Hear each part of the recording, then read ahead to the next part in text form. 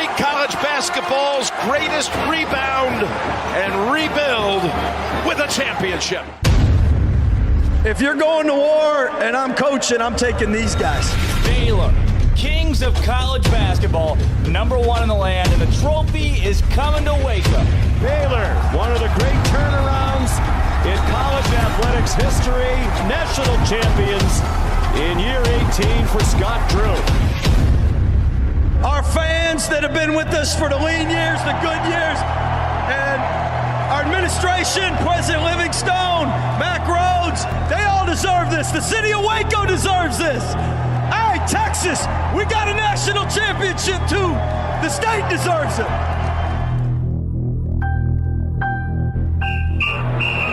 Did I stutter? He has time, launches it to the end zone. Touchdown! Terrence Williams! But they are who we thought they were, and we let them off the hook. The 2011 winner of the Heisman Trophy is Robert Griffin III, RG3! Welcome to Up Tempo on SicEm365 Radio. Langoliers, base hit to center, and the Baylor Bears win their first Big 12 tournament championship. Their fat little girlfriends are telling them what they want to hear, which is how great you are. I'm a man. I'm 40. Call us on the Impact Health Labs caller line at 254-339-1122. Hello? You play to win the game. Yep, just ready for OU. You can't handle the truth. Here's Drake Toll. Welcome into the Petty Clinic Low T Bears Den. Drake Toll alongside Armstrong Sims, Marquise Cooley, Andrew Robertson, and the man himself coming in at 6'1", 207 pounds. Oh, man. The analyst, J.D. PicKell, on the show today. Blonde Boys Power Hour rounding off your 11 o'clock on a Friday. End of the Friday, week. baby. Friday. It's been a good week, too. It's been a jam-packed week for us. I mean, from the tournament to the Jared Butler GOAT talk that we're going to continue today. And, no shortage of content. No. We thought we were going to have a thin season. It is effectively content season right now at Up-Tempo. It's pretty cool. On the TV, at the top of the TV, Squeeze Play is playing right now on ESPN. And the two hosts of Squeeze Play, Mike Rooney's on the right and Chris Budden is on the left. Mike joined the show 2 weeks ago, and Chris joined the show this week. Or Mike joined it last week, Chris joined this week. There we go, friends of the show. Yeah, both the hosts of Squeeze Play, it's on ESPN right now. Both of those guys are Up-Tempo. Yeah, it really is. I'm sure they're talking behind the scenes about Up-Tempo. Yeah, they're like, wow, that was so fun. We should leave ESPN and come to Up-Tempo and intern there. We can pay them nothing. They can intern for free. Right. I mean, they would be under Marquise Cooley's tutelage, I would assume. Yeah, Marquise would be tenured at that point in comparison to formerly of ESPN. Oh, there's Texas Tech down. There we go. Yeah, you see it? Oh, cool. He has a lot of baseball going on today. We're going to get to that. Andy Thomas, named an All-American behind the dish, third-team All-American. Also, phone lines open at 254-339-1122. I'm sure we'll get Stephen from the beach on in here. I hope so, man. I hope so. He's looking like he's got a good tan going. I see him on social media. He's looking a little more colorful. He's looking like the stress is melting away. I think he had like the floral shirt going too, like the island vibes. But yeah, I hope we get a big old Steve too. I'm with you, but how about it, man? Andy Thomas, All-American, deservedly so. Yeah, I was so caught up on the Steve from the beach topic. I just completely forgot he was All-American, but deservedly so. Are you surprised by that at all?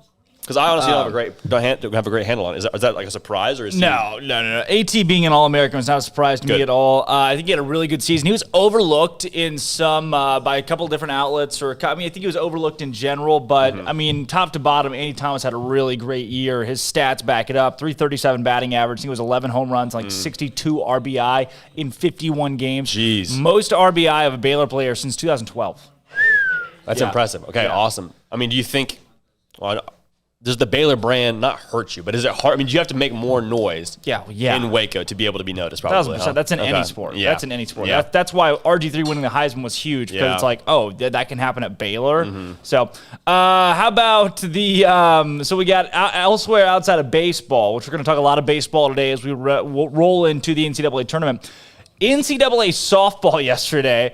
OU, the unstoppable powerhouse, #1 overall seed, can never lose because they're the best team ever. OU lost to James Madison. How about it? Yesterday, 4-3 the final score in extra innings.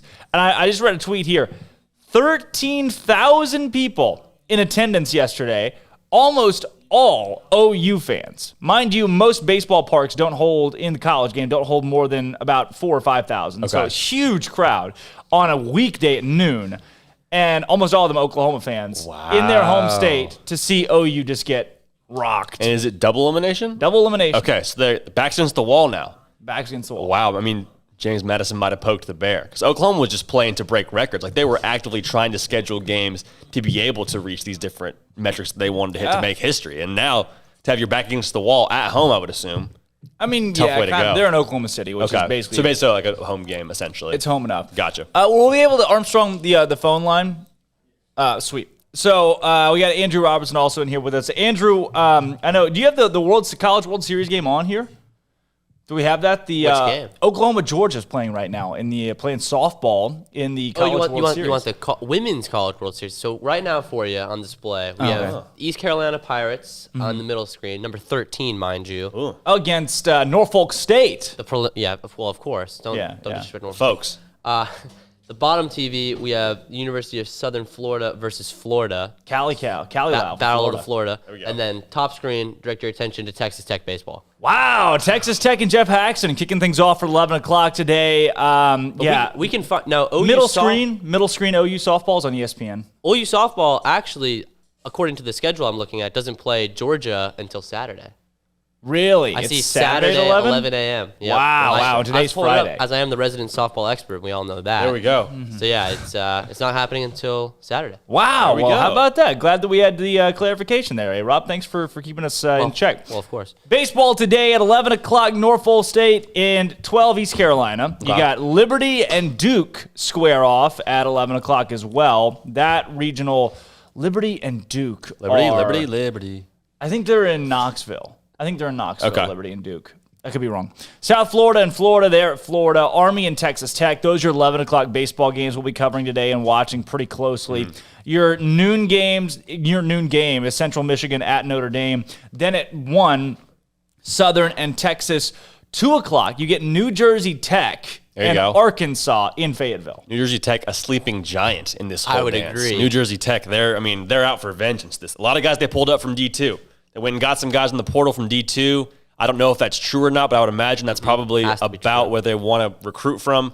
They're ready to make a run this season. They're ready to make a run. Obviously, we're talking a lot of baseball today. Got Jamie Asbury joining not the show, but joining the Lady Bears and Nikki Collin. Oh, great. Big time transfer. Oh, yeah, saw that. 17 points per game, 42% from three, 78 3-pointers made last season. She's just nuts. Yeah, from Oklahoma State. So an interconference get, which, I mean, right off the bat, we were saying, can she recruit? That was kind of the big thing was, will she be able to recruit? And she went into the portal and a la WNBA free agency, got herself a nice little interconference transfer. Boom. And I've made it officially, I feel like, because I got tagged today in National Breaking Tennis News. There you go. So that felt really cool. That felt like a little part of my heart was filled with tennis That's today. exciting. What outlet was it? Parsa Bombs. There we go. go. Landed in Scotty B, who's on the phone line here. We'll get to Scotty B here in just 1 second. On the phone line? Yeah, on the phone line. Wow, We're let's talk go. to Scotty B today. Heck yeah.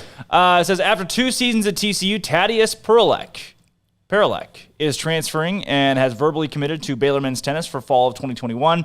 The Czech player at number 5 singles, number 2 doubles this season, amassed an overall doubles record of 23-11 and went 4-0 the NCAA tournament in singles, 8-0 in sets. Rich get richer. Rich get richer. Michael Woodson. Welcome, Thaddeus. And to help us break it down, a guy that follows not just tennis closely, but all the sports closely, first-time caller, too. Hey, Scotty B, thanks for calling us today. We're excited to have you on. It's just crazy because I saw that guy play in person. Yeah. In the Big 12 championships. It gives us another option to be at number 6 singles, really, because our top 3 is going to be just fine, and even 4 and 5 singles with Finn Bass and Alex Garcia. But it gives a lot of options at number 6 now because you got 2 4-star recruits coming in, and you got Rahul Dokia can play number 6, and Chris Ronson, even Sebastian Noha. You got plenty of guys down there at number 6. Scotty B, is Michael Woodson the main attraction for recruits? I mean, is he the reason why a lot of these guys are choosing to transfer and come to Waco?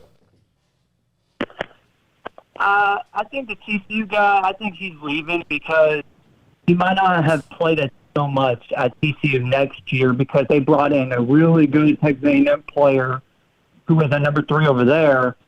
He's going to be at TCU now. He was probably going to be shifted down to doubles only. It could be his degree is better suited here, but it could be anything else as well.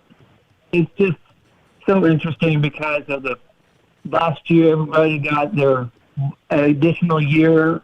So you see a lot of grad transfers, probably some program or another. Love it. Scotty B, I do want to know, my last question for you before we get to our Bear games. This is a huge pickup for Michael Woodson and Baylor. Do you think that this men's tennis program is going to go through the transfer portal again and get maybe somebody else some more experience to add to the program? I wouldn't be shocked if they do, honestly, but I don't know. Coach Woodson probably knows, and he doesn't want to say anything about it. True. Well, Scotty, I got a Bear Games question for you here today. This one, so, Baylor baseball just got barely snubbed from the NCAA tournament. I know you were following along very closely, and everybody's pretty upset that Michigan got in and not Baylor. But for you, with Baylor not being in the tournament, is there another team that you're rooting for to win it all? I have to go to your team, Drake, Arkansas. Arkansas. Oh, there you go. Wow. Woo pig, huh? Scotty B's going to Arkansas. There it is. I'm glad. I tell you what, Scotty, they are a juggernaut right now. They look really, really good. I just want Oklahoma softball not to win another game, honestly. I don't. Well, they're so caught about softball. They are. They might not. After losing to JMU, they got Georgia tomorrow at 11. But, hey, Scotty B, first-time caller. Glad you listen in and glad you got to call us today. Call us again sometime. I'll see what I can do. Perfect. Thank you, Scotty B. Great to hear from him. West Point already on the board against the Red Raiders of Texas Tech. Wow. Army up 1-0 in Lubbock. Let me say that, man. I completely missed that. Anarchy. Texas Tech was my horse to start the whole thing after Baylor didn't make it in. But I'm an American. Who am I going to root against? I mean, our the country? Troops. Am I going to root against the cadets? You got to respect the troops. The cadets. You got to root for the cadets, right? Don't you dare disrespect the troops. I would never. You got to respect the troops, man. Absolutely. Both sides. But I am rooting for Texas Tech here. I don't want them to stomp them. Not both sides. I just don't like that's terrible. You see that from The Office? Yeah. I love that. I love that. That was a good reference, but can we say that? I mean, we're going to find out. We're going to find out. We're going to get a call, commercial break probably. So outside of, we've had Andy Thomas, Kendall Brown, Langston Love. We mentioned Kendall Brown, Langston Love. USA. Armstrong, tell the folks at home what Kendall Brown and Langston Love are doing. Well, Baylor's incoming freshmen, Kendall Brown and Langston Love, they're among just 27 players that were invited to attend the 2021 USA Basketball Men's Under-19 World Cup Team Training Camp. Hey. That was announced by USA Basketball. Can you kind of expound on how big of a deal this is? Maybe just give us how many players make the team. No, the team consists of 12 players. and they represent the USA in July. Where are they playing? You probably don't know where they're playing though. In Latvia. Oh, okay. In Latvia. Let's go. Yes. Wow. Yes. That's my favorite food. Latvia with sausage and a nice cold glass of lemonade. Really? Yep. Sausage my mom makes the best Latvia. Now that sausage I think about and lemonade. That's not a food. Silly guy. It's a country. That's on me. Hey, Rob. Latvia is far away. Thank you. That's true, though. Rob, you're a genius. So I understand this. They are invited to the training camp to potentially compete to make the team? Potential. Yeah, okay, it's all potential. Is That's the training exciting, camp in Latvia or is the first game in Latvia? I think the game's in Latvia. Right. The training camp is, yeah. I would imagine to it's the make United team. States. Right, Latvia, Louisiana. Okay. Nope, Latvia. Latvia is a Slavic country in Europe. It's Lafayette. Lafayette, Louisiana. That's where ULL plays. Lafayette. Norfolk State is up 1-0 on the national seed, East Carolina. There we go. Should we pick up Norfolk State? Should we be big Norfolk State guys? Cinderella's dancing, baby. I'm rooting for upsets, With Baylor not in the tournament, I'm just going to go Cinderella. every underdog. Yeah, some people just want to watch the world burn after their team doesn't make it in. That's us. That's us. Yeah. Jimmy Asbury. We got a lot. There are a ton of nuggets here of headlines we got to get through. Jimmy Asbury, how big is that? That's huge. That's big. That's big. I mean, to have Jamie another Asbury, score, Jamie especially after Asbury. Moon Urson leaves. Yeah. I mean, one leaves, one comes in. Credit Nikki Collin for filling that gap so quickly. The rich, the young and rich get richer and youngisher. Yeah. Zach Pyron.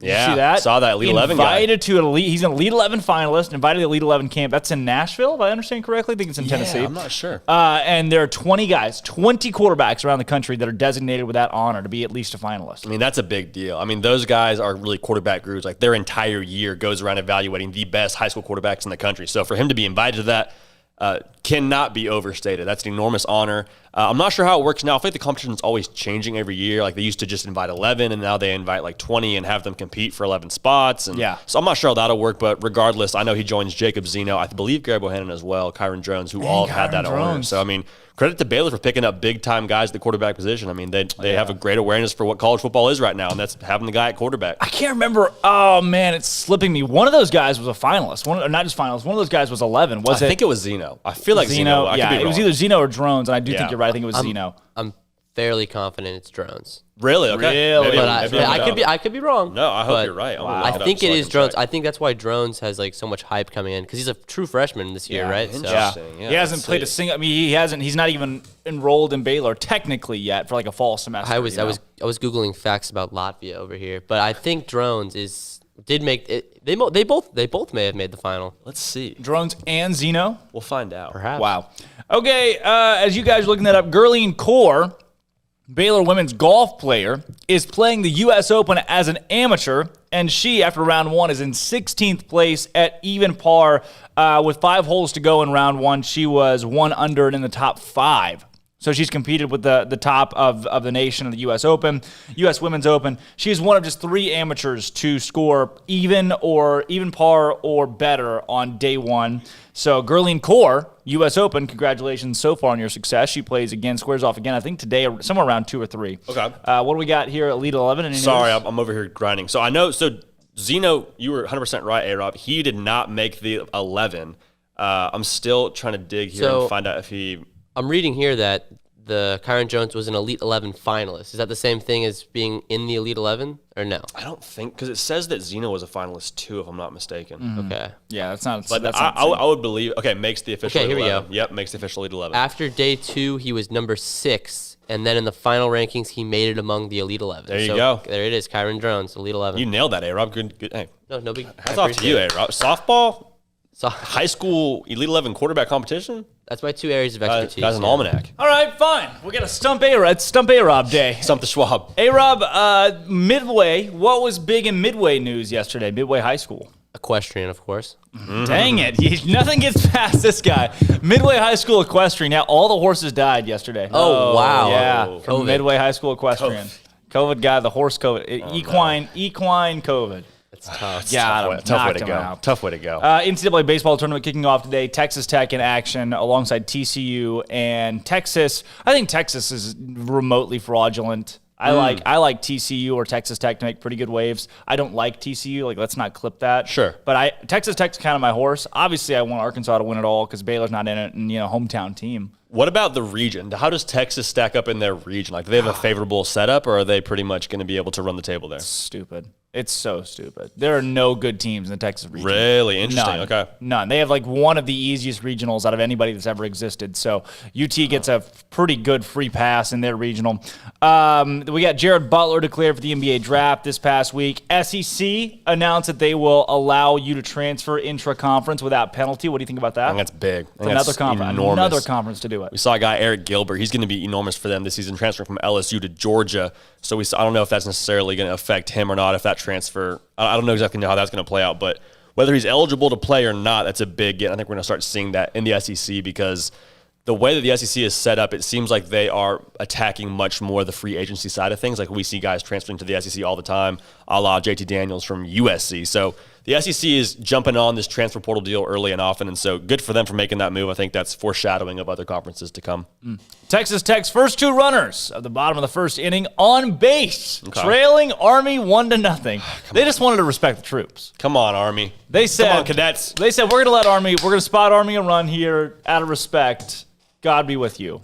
Everybody had their hand over their hearts as they lobbed a softball over the plate, and he just went yard. Wow, for America. He said for the red, white, and blue. For the red, white, and blue. The land of the free. Women's College World Series, Oklahoma. We talked about it yesterday. They lost to James Madison. I'm looking at an updated bracket today.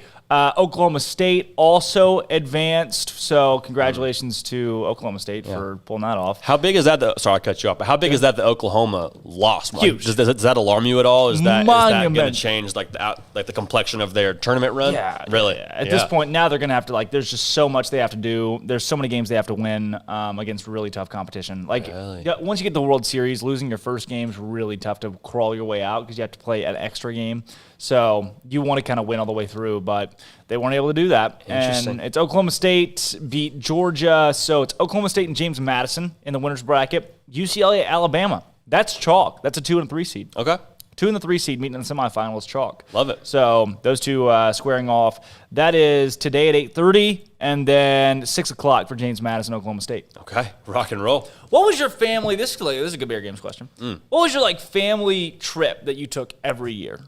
Oh, wow. That is a good question. Yeah, I think we had 2. Every year. We went to Oregon pretty frequently. Okay. Oregon in the summer is beautiful. It rains a lot during the year. So for the summers to be beautiful in Pacific Northwest, we went there a lot, saw both sides of my grandparents, both parents from Oregon. So Oregon was a great place to be, man. I love Oregon. We go there, I'd say, around once a year, probably now once every 2 years now that we're all older. But that was kind of the big spot for us to go. But you said you had 2? I think we had 2. Looking at also, can they hear us? Someone texted and said no sound. Can't hear you. I feel like they can hear us. I hope so. We get pranked. Yeah, I feel like we're getting pranked. It's Latvia. Yeah, we're getting pranked. Latvia is dialed in now. So what was I? Oh, Branson, Missouri. We would go to Branson, Missouri once every 3 or 4 days. I feel like as a child. 3 or 4 days. Yeah, we went to Branson, Missouri so often. It was stupid. I've probably been to Branson, Missouri, I would say 45 times in my life. Wow. So that's not just every year. A lot of times. Y'all had a part-time job there, basically. What do they call that? Timeshare? Timeshare in Really? Branson. Yeah, it was nuts. We went to Branson every other day. It felt like Christmas, you go to Branson, we go trip in the summer to Branson. Cheap, close, vacation. That was Branson. Pretty too. The other thing we would do, year in and year out, and my family, I'm sure they'll still do it. They may still do it this year. Maybe not because I'm gone. Women's College World Series. Oh, I've been to the really? college. I've been to 6 college softball World Series. That's pretty cool. Yeah. Wow. Who usually took that home when y'all would go? Was there one team that was dominant? Auburn, Florida, Oklahoma were all pretty good when we would go. Tennessee, LSU was always in that mix. UCLA, Oregon, in those conversations as well. So yeah, we would go to the College World Series every year. Big crowd? Huge crowd. Really? Oklahoma City's a great atmosphere for softball. Interestingly enough, I was still playing high school basketball at the time, and every summer, I was playing basketball, so it's school ball. Every summer, you have to go to the coach and be like, "Hey, coach, I'm gonna miss a week. I won't be at the team camp." Like, "Oh, where are you going?" Women's College Softball World Series. Yeah. That was always you were. That was always a really bad excuse. Believe it or not, that was not permissible. That was not excused. Did they come to expect that though? It was like, hey, Toll's gonna be out, but he's gonna be getting buckets while he's away, and he's gonna go. No, it wasn't like a. There was never a point where it was like, "Oh no, we understand." It wasn't quota. Go watch college softball for a week. Dang, they never got it. I get it though. Andrew gets it. Andrew's a big softball guy. Yeah, I'm glad that we have 2 softball minds in this room now. Yeah. It's exciting. Love softball. I'm not sure if I can compare to Andrew, but I'm just kind of here. No, you're right there. You're right there with me. I'm riding his coattails. Rest of the show today, Andy Thomas joins us at 12:05. We've got Colt Barber, State of the SicEm at 12:30 today. We're going to run some, I'm excited to hear all of a lot of stuff coming down with with the hard count. So hard count at 1 o'clock, top 5 at 1:30. I'm getting a vaccine today. Really? What kind? Big vax. I'm a Johnson & Johnson guy. Johnson & Johnson. Oh, the COVID vaccine. Yeah. Okay, rock and roll. What other vaccine do you think I was? Flu, chicken pox. Really? Flu vaccine in the middle of summer? I don't know. You never be too careful if you're worried about that sort of thing. I'm not worried about flu in the summer now. All right, we got first hour of SicEm365 Radio's Up Tempo is brought to you by Banson Business Services, owned by Baylor grad and SicEm365 premium member Jonathan Green. Banson Business Services offers a full suite of business support and financial services. Banson specializes in bookkeeping, payroll, outsourced CFO services, and consulting. They can even help you with your taxes. Their business helps you run your business. Visit SicEm365.com/Banson for more information. When we come back, we're dialing into more college college baseball. Jared Butler, GOAT talk. Who's the team you're riding with? And we'll open up the phone lines at 254-339-1122. Don't go anywhere. This, Drake Toll, J.D. PicKell, Armstrong Sims, Marquise Cooley, and Andrew Robertson is Up Tempo.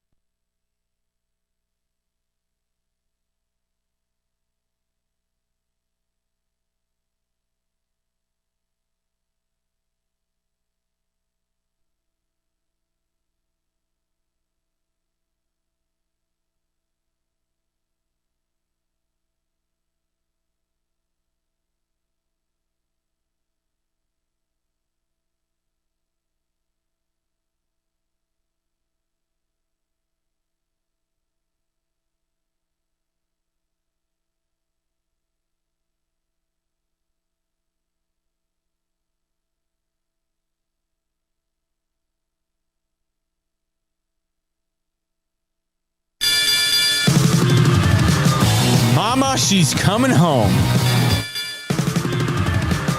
Mama, she's coming home. Oklahoma State women's basketball standout Jamie Asbury lit up the Big 12 Conference last season, and she plans to do the same again this year, but doing it in the green and gold instead. The 5'5" guard transfers to Nikki Collin and Baylor after averaging 17 points per game with a 42% clip from behind the arc and 4 assists. She was top 2 in the Big 12 in three-point percentage and three-pointers made, knocking down 78 on the year. She has 2 years of eligibility. Across the men's basketball, Baylor's incoming freshmen Kendall Brown and Langston Love are among just 27 players invited to attend the 2021 USA Basketball Men's Under-19 World Cup Team Training Camp, as announced by USA Basketball. The team will consist of 12 players and represent the USA in July for the FIBA Under-19 World Cup in Latvia. On the diamond, Baylor Baseball's Andy Thomas was named to Collegiate Baseball All-American third team on Thursday. Thomas finished 2021 hitting .337 with 11 home runs and 62 RBI, starting 51 games behind the plate. His RBI totals are the most for a Bear since 2012. The now graduated Thomas ended his Baylor career having played 184 games and was named to the All-Big 12 first team, along with being a finalist for the Senior Class Award and a semifinalist for the Buster Posey National Collegiate Catcher of the Year. To the Gridiron, Bear commit Zach Pyron received an invite in the finals of the Elite 11 after excelling in his regional. The event only houses the top 20 quarterbacks in the nation. Pyron takes his first official visit to Baylor on July 18th. On the green, Gurleen Core is lighting things up at the U.S. Women's Open. Baylor's own tied for 16th overall after being just one of 3 amateurs to shoot par or better in Thursday's round of even. And the NCAA baseball tournament takes place today with Texas meeting Southern in Austin, TCU facing McNeese at home, Texas Tech dueling Arby in Lubbock. Oklahoma State will also meet UC Santa Barbara in Tucson, Arizona. I'm Armstrong Shins, and that's all the news that is news in college sports. This has been Armstrong's Minute on SicEm365 Radio's Up Tempo. Hey, we're qualified buyer with 4,000 down at 2.9%. TTNL extra. See deal for details. Travel is back, and so are the savings of the Memorial Day Savings Event at Richard Carr. Save $5,900 on 2021 Buick Encore. Drive off in the affordable luxury of a Buick Encore for as little as $258 a month. Or vacation in the spacious comfort of a 3-row Buick Enclave and save $8,500. 100% credit approval is always our goal. It's the Memorial Day Savings Event going on now at Richard Carr. At Richard Carr, we give you more. At Ideal MRI, we feel blessed to be a part of the Waco community. We're a small family business right here in Central Texas, and our goal is to bring down the cost of healthcare while maintaining high quality. At times like this, the cost of healthcare has never been more important, and unfortunately, significant illnesses and injuries still occur. That's why Ideal MRI is open and here to serve you through the difficult time. We offer premium MRIs just like a hospital with state-of-the-art technology and specialists, but you'll pay less. Sometimes thousands of dollars less, whether you're using insurance or not. At Ideal MRI, we accept most insurance and there are no hidden costs, even offering financing if that's needed. Everything included in the price, and you'll not get something as a surprise in the mail later on. If you need an MRI, ask your doctor about Ideal MRI. They'll know. You can schedule an appointment safely from home online in minutes at idealmri.com or give us a call, 833-IDEAL-MRI, idealmri.com.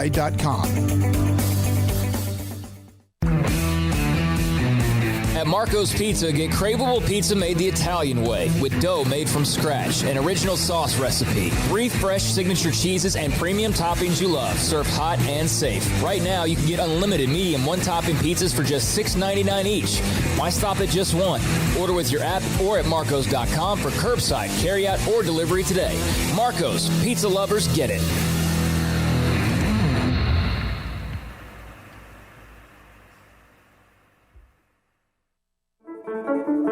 One size fits all. That may be all right for an adjustable belt or cheap sunglasses, but when it comes to your financial needs, no one wants a one-size-fits-all strategy. Cam Heathcott, your Edward Jones financial advisor, knows that his most important goals are yours. That's why he takes the time to understand your needs, knowing you. That's how Edward Jones makes sense of investing. Cam Heathcott, covering Conroe and Houston, 936-756-7717 or cam.heathcott@edwardjones.com. Edward Jones, member SIPC.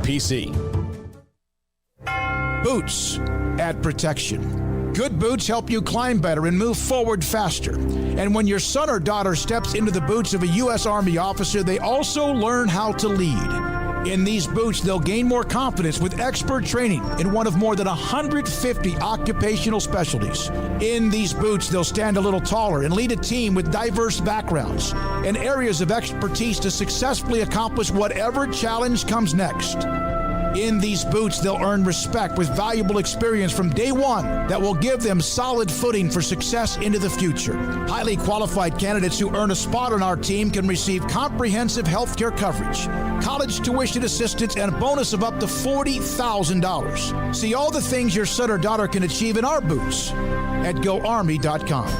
U.S. Army Waco Recruiting Company, 254-598-8131 or 254-776-1543.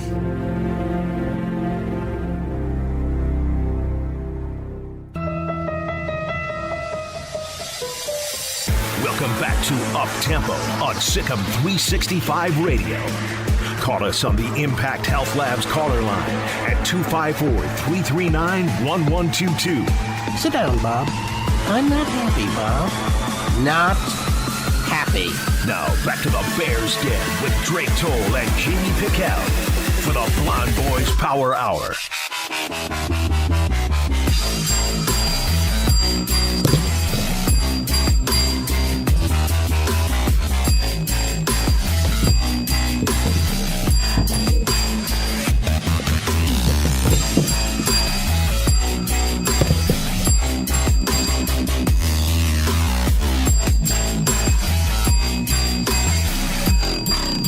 That was impressive. That was impressive. Betty Clinic Low D Bears. That was cool. Drake Toll alongside J.D. PicKell, Armstrong Sims, Marquise Cooley, and Andrew Robertson. That was tangled up, man. I only had one hand to work with. I was just mesmerized. We got it done. We got it done right there because it was. There was no putting it on the head. No putting it on the head. One hand on the bell, one hand on the set. Also, you couldn't hear the music that well. I'm assuming. That's you probably heard the echo. That was impressive. All right, there we go. So the Top person, up tempo. the Latvian person that texted in the text line, that said that I can't hear you, was my sister. I didn't recognize the number. It was my sister that texted us and said that they couldn't hear us. She's in Latvia? Yeah, she's in Latvia. No right kidding. now. Outside of college sports, before we get into some Jared Butler talk today, and we're watching baseball. So East Carolina goes down to Norfolk State. Norfolk State scores first. ECU comes back, and they're up 2-1 now. In the second inning, we got runs. We got runs today, baby. Then you got Florida. They're down 1-0 to South Florida. They're at the bat in the bottom of the second.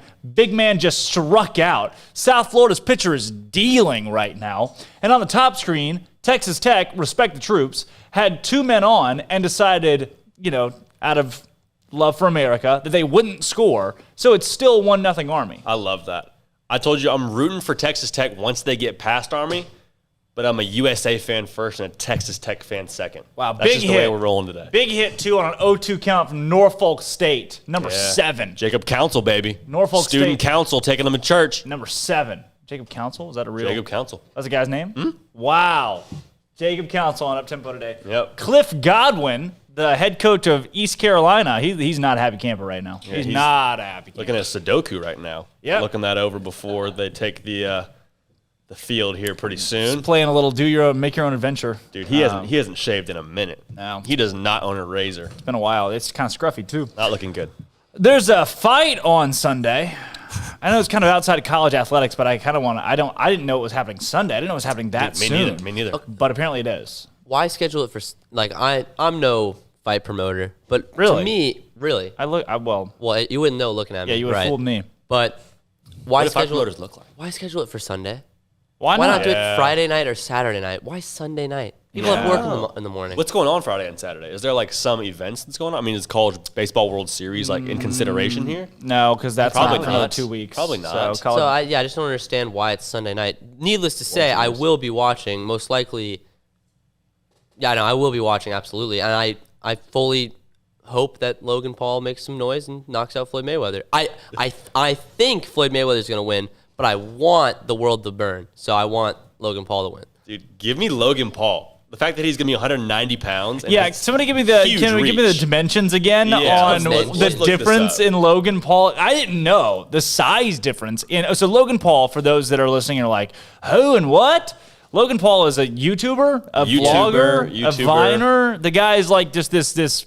What would you call him? An influencer. Yeah, I guess you could say that. Yeah, he's made money off of being, I guess, obnoxious. Yeah, just be obnoxious, stupid, and the ladies love him. He's like for children. He's a clown show. What do you call that? Yeah, that's probably it's a circus. Yeah, and folks just eat it up. A lot of people eat it up and feed the ego, and he's a gajillionaire because of that now. And so he just goes running his mouth like, oh, I could beat up anybody. He wants to become a boxer. So now he's become a boxer for some stupid reason. But he's knocked out Nate Robinson. No. I think that's his brother. That's his brother. But still probably helps I think him, Logan Paul's a little less obnoxious, but also still obnoxious. Logan Paul's record, I know, is 0-1. And, when you're 0-1, you're really looking for any fight you can get. And he just goes ahead and signs a fight with the best fighter, undefeated of all time, Floyd Mayweather. How did that happen? How did he luck into Floyd Mayweather as his Because I don't see a downside for him. Why? Like, if you're Floyd Mayweather, is he worth your time? I get there's probably a really appealing dollar sign behind all of this that I would jump at too from Floyd Mayweather. But if you're Floyd Mayweather, like let's play out the worst case scenario. Let's say you walk in there and somehow, some way, dude catches you. He's probably 190 pounds. He catches you.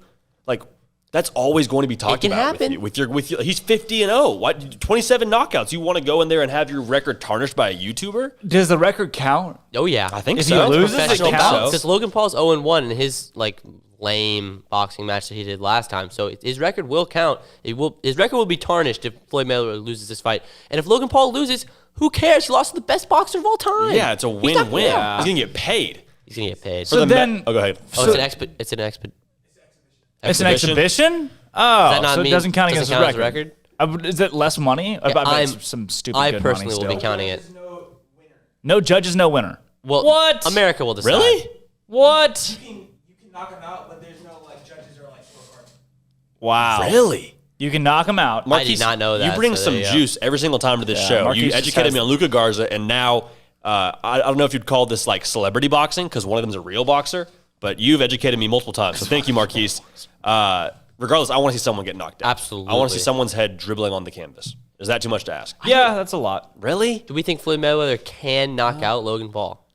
Dude, yeah. So Floyd yeah, Mayweather where's the can, where's the dimensions again? What are the So, dimensions again? Here's how we measure out. Floyd Mayweather, according to a Google search, He can't read, by the way. Did you know Floyd that's Mayweather what they're saying. cannot That is read? true. He cannot read. Is that actually true? Yeah, I hope he that's can't, not he true. actually can't read. That's kind of sad. Okay, he's 5'8", 147 pounds. His reach is 72 inches. 50-0, 27 knockouts. Now in boxing, Marquise, correct me if I'm wrong here, there's like weight classes, right? Like there's I'm sure like a pretty concise weight class. So Logan Paul is 6'2", apparently needs to be 190 pounds. It's a $100,000 fine for every pound over 190 pounds.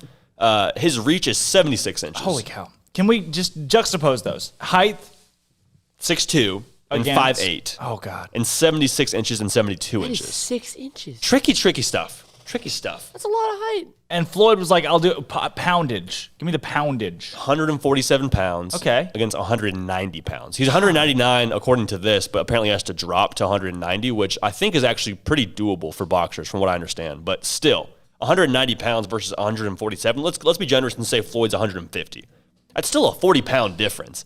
It doesn't matter how good. If you take one punch from a dude who's 40 pounds heavier than you, and it's coming at a pretty good velocity, that's probably going to be hard to get back up from. Even for Floyd Mayweather. I right? get knocked down. You just got to get one. If JD punches me in the face, he's probably 60 pounds heavier than me. I'm going down. I'm not moving probably like 2-3 weeks. Don't punch him in the face. I don't hit that. I'm pretty soft. Well, I'm just saying, like, there's I've the never weight been in a difference fight right there. But I appreciate that. Don't punch him in the face, man. Yeah, please don't. But if you did, I would die. Damn. Similar situation. It's a similar situation. I don't know how to respond, but I agree with you in the sense that I think the weight for Jake Paul is going to be interesting. I love that we're talking about this too because this is going to be hysterical to watch. Yeah, it's going to be very. Armstrong, what do you think about the Jake Paul, Floyd Money Mayweather? I know you were talking about it before the show pretty passionately. I know you got some skin in the game here. Pretty excited for this fight this weekend? No. Really? Probably won't watch it. Really? It's must watch. I probably will watch the knockout highlight. Interesting. Okay. Who's going to win? You're putting all your money down right now. Who's going to win? Well, I think Floyd Mayweather's going to win. Let's pool our money in on the underdog and just Well, I have Let's I check. have really no opinions. Let's I don't check know why you what's the threw it line to me right now? because I gave you no indication before the show that I had any interest in this. Oh, that's weird because you were a big fan of Langston Love and Kendall Brown getting invited to the National American Olympic Under-19 Training Facility American Select Show. No. Let's take a look. I actually am a really big fan of that. Thank you. A really big fan of what? Can you specify what it was you were a really big fan of? I'm a big fan of basketball, much less boxing. Oh. You can't even. I don't even see anywhere to. I don't watch boxing. I want to know which specific part of basketball you're a big fan of in this one. If you could just Baylor basketball. Oh, okay. Okay. Where is this? You don't have like a name of an event that you're excited about? Yeah. The under-19 FIBA World Cup in Latvia. That I'm pretty stoked about. That's a main event kind of stuff. I have the odds for the But fight. I will tell you that this fight is. I'm more interested in this fight than any other fight ever. Ever? Oh no. Pacquiao Mayweather was huge. No, I actually McGregor Mayweather. Tyson big Fury too. Both big, both huge. versus Wilder. Yes. That was actually I did watch. Really? So I'm lying when I say I've never watched boxing. Wilder, he's a big human being. He huge. could throw some haymakers. I bet. I don't think either of these guys in the ring tonight. What was that? or He said that Sunday. he got tired out because his outfit was so heavy. Yeah. Do you remember that? Yeah. Like he said, like that's in. why he lost is because his outfit was too heavy, whereas Fury was just wearing like a cape and that's it. He walked in like some armor, like they do the walk-ins. Were you aware of that? He walked in with like a helmet, I want to say, and like some shoulder pads. Yeah. Like, it looked very cumbersome and inefficient. He walks in, And he said he was like already winded by the time he just from walking in. I mean, he had like a rapper lead him in, and then Fury was just like being carried in, and he just had a cape and a crown on, and was playing "Crazy" by Patsy Cline. That's was hysterical. playing as he just was carried to the stage. It was unreal. If you're Wilder, that's kind of a you problem, right? Like, That is a you That's problem. a you thing. Absolutely Like is. Didn't try on the don't tell 50 pound. me. Yeah, don't complain about your outfit being too heavy when I'm sure you probably had a say in what you wore on your way in. Like, that's a you thing. It is totally a you thing. Yeah, exactly. Hey, take 3 today. We're Love playing it. take 3, and then we're hitting a break, and we're coming back with a little bit of 2-minute drill, and we'll Let's recap the rock week. and freaking roll. Do we have the music for take 3? Also, I'm so excited for 3 o'clock when NJIT, whose last game had 77 people, today has 13,000. Go, baby. Big stage for the kids. All right, take 3. Take us away. Guess what? What? College baseball themed today. What? College baseball themed. Well, very loosely college baseball themed. It's baseball themed. Not all of them are specifically college. You get the gist. 3 true, 3 false, or are they? First one up. Tom Brady was drafted by the Montreal Expos in the 18th round of the 1995 draft. True or false? I should know this. True. We got a true I for got Drizzy false. Drake. I also have false. Oh, no, yeah. Give me true. Whoa. Give me true. Yeah, don't change it. You can't change now. I have false. You can change. So unathletic. We got false across the board. You can change. It's baseball. I'm messing this up. We got false across the board. True. True. Drake says true. Final answer. Rock and roll. Marquise, what do you say? Marquise says false. I agree. USC has the most national titles in college baseball with 12. True or false? True. Yeah, I got true. Sounds right. True. I buy it. Perfect. Good to know. Good to know. And next we have the Padres hold the draft rights to one Johnny Manziel. True or false? False. Slam Diego is the best name in baseball. I'm I got true. gonna say true. We got a true from A-Rob. You said false, Armstrong? It's a true. Is it true? Marquise, you got true or false? True. Yale won the first ever College World Series. No, yeah, that checks out. False. False from Drake. Armstrong. True. Armstrong says true. Andrew Robertson. False. 4 trues for you? False. No, it's 3. False. Walking into the next one, there are 27 rounds in the Major League Baseball draft. True or false? False. True. False. False. There's a lot of rounds. Some of You said true, Armstrong? False. You said false. Marquise says false. That's fun. Do we get through all of them? No, it's 5. Last one. Jackie Robinson was set to attend the University of Oklahoma to play baseball and run track before being denied admittance and attending UCLA.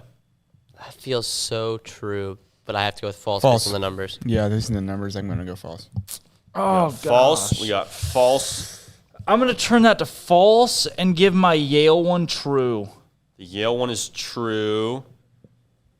And Marquise, you say? Marquise says true. That seems very true. I'm going to be honest, it's going to be hard to score. Yeah. Yeah, just call him out. Rock and roll. Tom Brady was drafted by the X-Men. Woo! Yes! Wow. Hysterical. Take that! Absolutely Really? hysterical.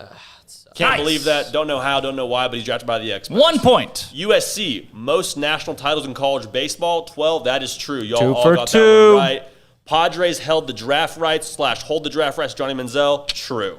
What? That is true. Can't believe that's true, but it is really? true. Really? Unbelievable. Yep. A couple quarterbacks that you got drafted along with Wow. Tom Brady. Yale won the first ever College World Series. That's false. Cal actually won that. I believe they played Yale. Let's go. There are 27 rounds in the MLB draft. That's false. They shortened it to 20. There was a ton, but it is now 20. They shortened it? I think they shortened it, so which makes sense. I mean, they should shorten it. Yeah. Jackie Robinson made that up, but maybe he was looking at Oklahoma, but don't believe he was ever going to attend there. That is, in fact, false. All right, I got 4. I got 4 as well. 4-4. I don't remember. 2. Yeah. All right. Called a tie. Tiebreaker. Called a tie. Just give me, I don't think I off got- the top of your I don't think head, I some got kind of 4. Cornell trivia. Tiebreaker. No, make it baseball related, but make it Major League. Baseball related. Any league, any baseball Major League, related. Major A League. random baseball fact Who was the last SEC team to win the College World Series? I'll let you go first. Okay. I actually watched a video a couple days ago of the last 10 SEC or the last 10 champions to win the College World Series and their little celebrations. Actually, I can change this answer to a much better No, question. no. Perfect. Much better question. Perfect. I think you should change it. Johnny Manziel made how much in a Barstool interview, or reportedly made how much in a Barstool interview against, this isn't fair, I'm making this. $30,000. Okay, you say 30,000? But then he also made $300,000 the next interview. How much of the interview did you listen to? I just listened to the one. All right, 30,000. Holy cow! Wait, man, I love the first question. Oh, I'm sorry. I'm gonna go Florida on the first question. Oh, it was Vanderbilt. Yeah, That is Vanderbilt. What do you Vanderbilt. say? Okay, so we'll double tiebreaker this out. Oh my god! Double tiebreaker, double Jeopardy. All right. What was the Johnny What's the new Manziel? I question? didn't even He hear made that. $30,000 selling autographs. That's true. And then Okay. we'll settle it in 2 minutes. In college, we'll when he settle was it in in 2 minutes. college? We'll settle it in That's 2 fine. minutes. That's When he was winner in take all. Winner You don't take have all. When he was another a student, baseball yeah. question? You don't have another baseball? Really? question? I Who can won the figure World one out. Series Off the last noggin? year? Who has the second most, or who was the runner-up in the 2019 College World Series? Boom. Why are we in college? Yes. UCLA. Michigan. UCLA, Michigan. Michigan is the answer. Drake Toll Whatever. taking her home. Sports. Drake Toll, J.D. PicKell, Armstrong, since Marquise Cooley and Andrew Robertson. When we come back, sports. This is Up Tempo. Mama, she's coming home. Oklahoma State women's basketball standout Jamie Asbury lit up the Big 12 Conference last season, and she plans to do the same again this year, but doing it in the green and gold instead. The 5'5 guard transfers to Nikki Collin and Baylor after averaging 17 points per game with a 42% clip from behind the arc and 4 assists. She was top 2 in the Big 12 in three-point percentage and three-pointers made, knocking down 78 on the year. She has 2 years of eligibility. Across the men's basketball, Baylor's incoming freshmen Kendall Brown and Langston Love are among just 27 players invited to attend the 2021 USA Basketball Men's Under-19 World Cup Team Training Camp, as announced by USA Basketball. The team will consist of 12 players and represent the USA in July for the FIBA Under-19 World Cup in Latvia. On the diamond, Baylor Baseball's Andy Thomas was named to Collegiate Baseball All-American third team on Thursday. Thomas finished 2021 hitting .337 with 11 home runs and 62 RBI, starting 51 games behind the plate. His RBI totals are the most for a Bear since 2012. The now graduated Thomas ended his Baylor career having played 184 games and was named to the All-Big 12 first team, along with being a finalist for the Senior Class Award and a semifinalist for the Buster Posey National Collegiate Catcher of the Year.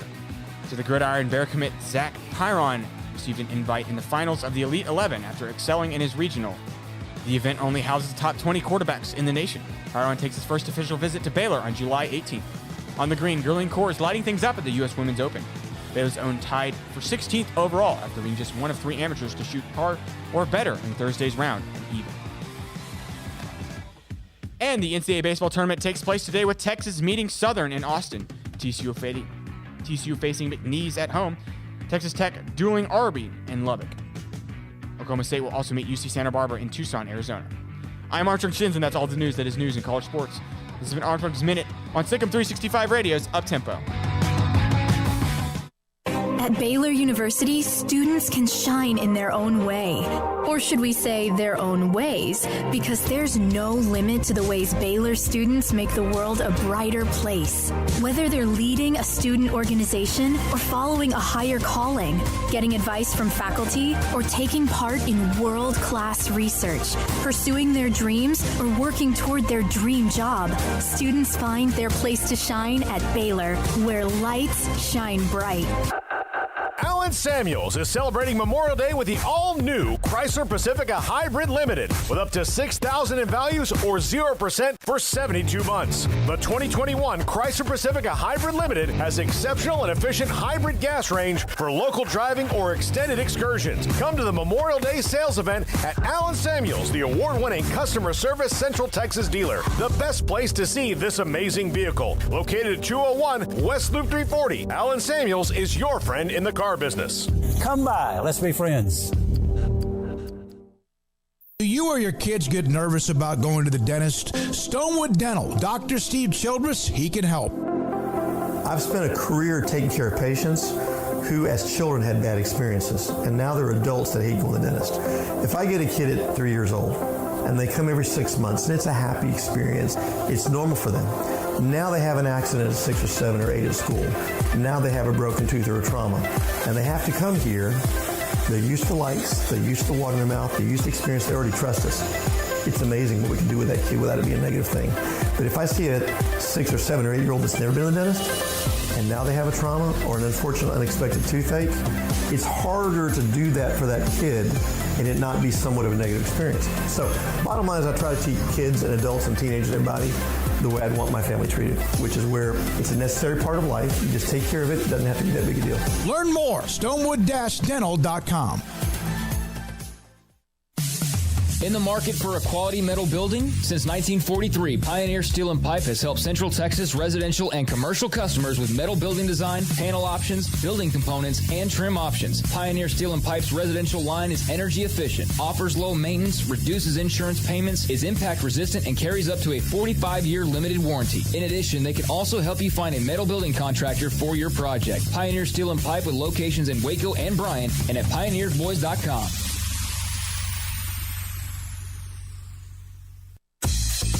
Southwest Sports Medicine and Orthopedics, the team physician of Baylor Athletics. Our doctors specialize in the diagnosis and treatment of any and all sports-related injuries. Celebrating over a decade of service in Central Texas, our doctors are equipped to handle a wide range of issues, whether it's your foot or ankle, orthopedic spine care, your hand or wrist, knee and shoulder pain, or if you're in need of our arthritis or total joint clinic. Come see us at the new Baylor Scott and White Ted and Sue Getterman Sports and Orthopedic Center. Trusted doctors at Baylor Trust, Southwest Sports Medicine and Orthopedics. Our goal is to get you back in the game. Texas Farm Bureau Insurance has protected fellow Texans with auto, home, health, and life insurance since 1952. With more than 260,000 square miles of land and 27 million people, that's a lot to cover. Whether you're wrangling cattle or wrangling kids, we're proud to protect Texans in all Texan ways of life. Stop by and see our agents at one of our 3 McLennan County locations. Coverage and discounts are subject to qualifications and policy terms and may vary by situation. Welcome back to Up Tempo on SicEm365 Radio. Why are you the way that you are? Honestly, every time I try to do something fun or exciting, you make it not that way. I hate so much about the things that you choose to be. Now back to the Bears Den with Drake Toll and J.D. PicKell for the Blonde Boys Power Hour. Welcome back into the Petty Clinic Low T Bears Den. A little bit of Friday action today. Finally Friday. Some college baseball scoreboard. Liberty is up on number 22 Duke right now, 5-1. Wow. 5-1 Liberty on top of Duke. That's, I believe, in Knoxville. Norfolk State and East Carolina. East Carolina up 2-1 on Norfolk State as a host site over in the Carolinas. Okay. South Florida 2, Florida 1 in the bottom of the third right now. So South Florida's on top of the host site, Florida. And then Texas Tech and Army, top of the third. Respect the troops. Army tied 1-1 with a runner on and one out. And their best hitter, the home run slugger who has 30 bombs this year up. America's team, man. I want to see this at bat. Quite literally America's team. 1-1 count, pitcher sets. Dollar if he goes yard. Big righty, one man on. Swing and a miss. Big cut and a miss. Guy's got big thighs. He's very thigh heavy. Got a runner on first. One out here. 1-2 count. 37 pitches on the day for Montverde. This is interesting. Top of the third. Turf field, too. Turf field, turf dirt, looks like. Has to set from the stretch with a runner on first. Here we go. 1-2 count. There's a big old boy right there. Extra base hit gives Army the lead. Pitch, swing, foul ball out of play to the left side. He's got a he didn't want it. Got a big build right there. You know, this pitcher just coming from that top arm slot. A lot of power and delivery when he brings it home. Just big unit, big old unit. How about the Army guy with some swag with the high socks, the high pants? The lefty steps back into the box. Got a lot of eye black too. Let's see it. Let's see it, kid. Sets. Take him for a ride, kid. The 1-2 count. Get out, ball. The pitch. Breaking ball. Low in the dirt. 78 miles an hour. Try to drop a slider in there, too. There we go. Taking a base there by the new cadets. Cadets getting to second on a stolen base. On a pitch. Wow. 2-2 count. A little bit of a wild pitch. Put that thing back in its cage. How about this, huh? Insert stat here for batter. Live baseball and up-tempo. Yeah. There's a big at-bat. Big at-bat for Hunter Meade. Hunter Meade once ate 17 cheeseburgers in one sitting, it says. Oh, no, Hunter Meade's not batting. Hunter Meade is the runner. Oh, another ball in the dirt.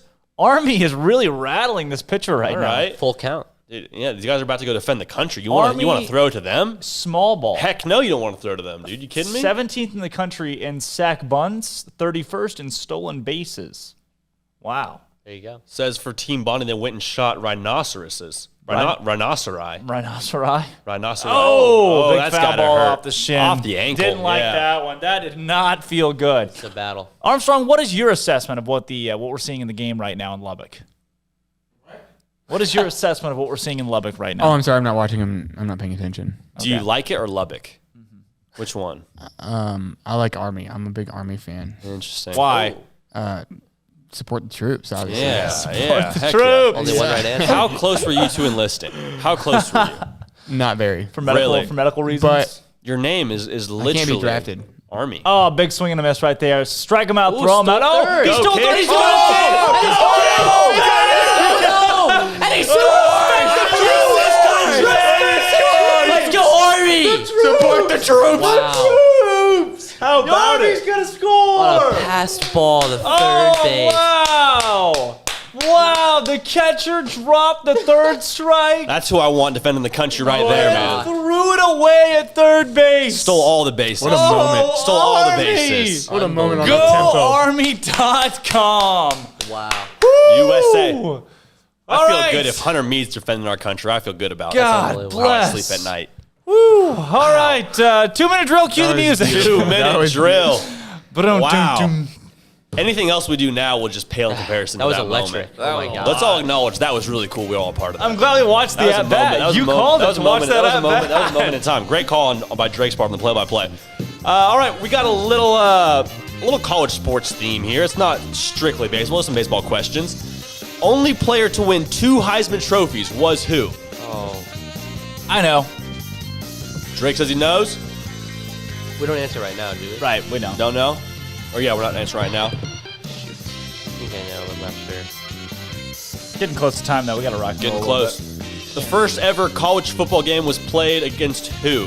What two teams played in that game? Rock and roll? Rock and roll. Rock and roll, rock and roll. What college sport honors the best player in the country with the Hobie Baker Award? Tricky. Okay. What school once lost an NCAA record 44 straight football games? Comical. And last one, this actually was on Up-Tempo the other day. What was the last question? Sorry. The question previously was, what school once lost an NCAA record 44 straight football games? This is FBS and FCS. Okay.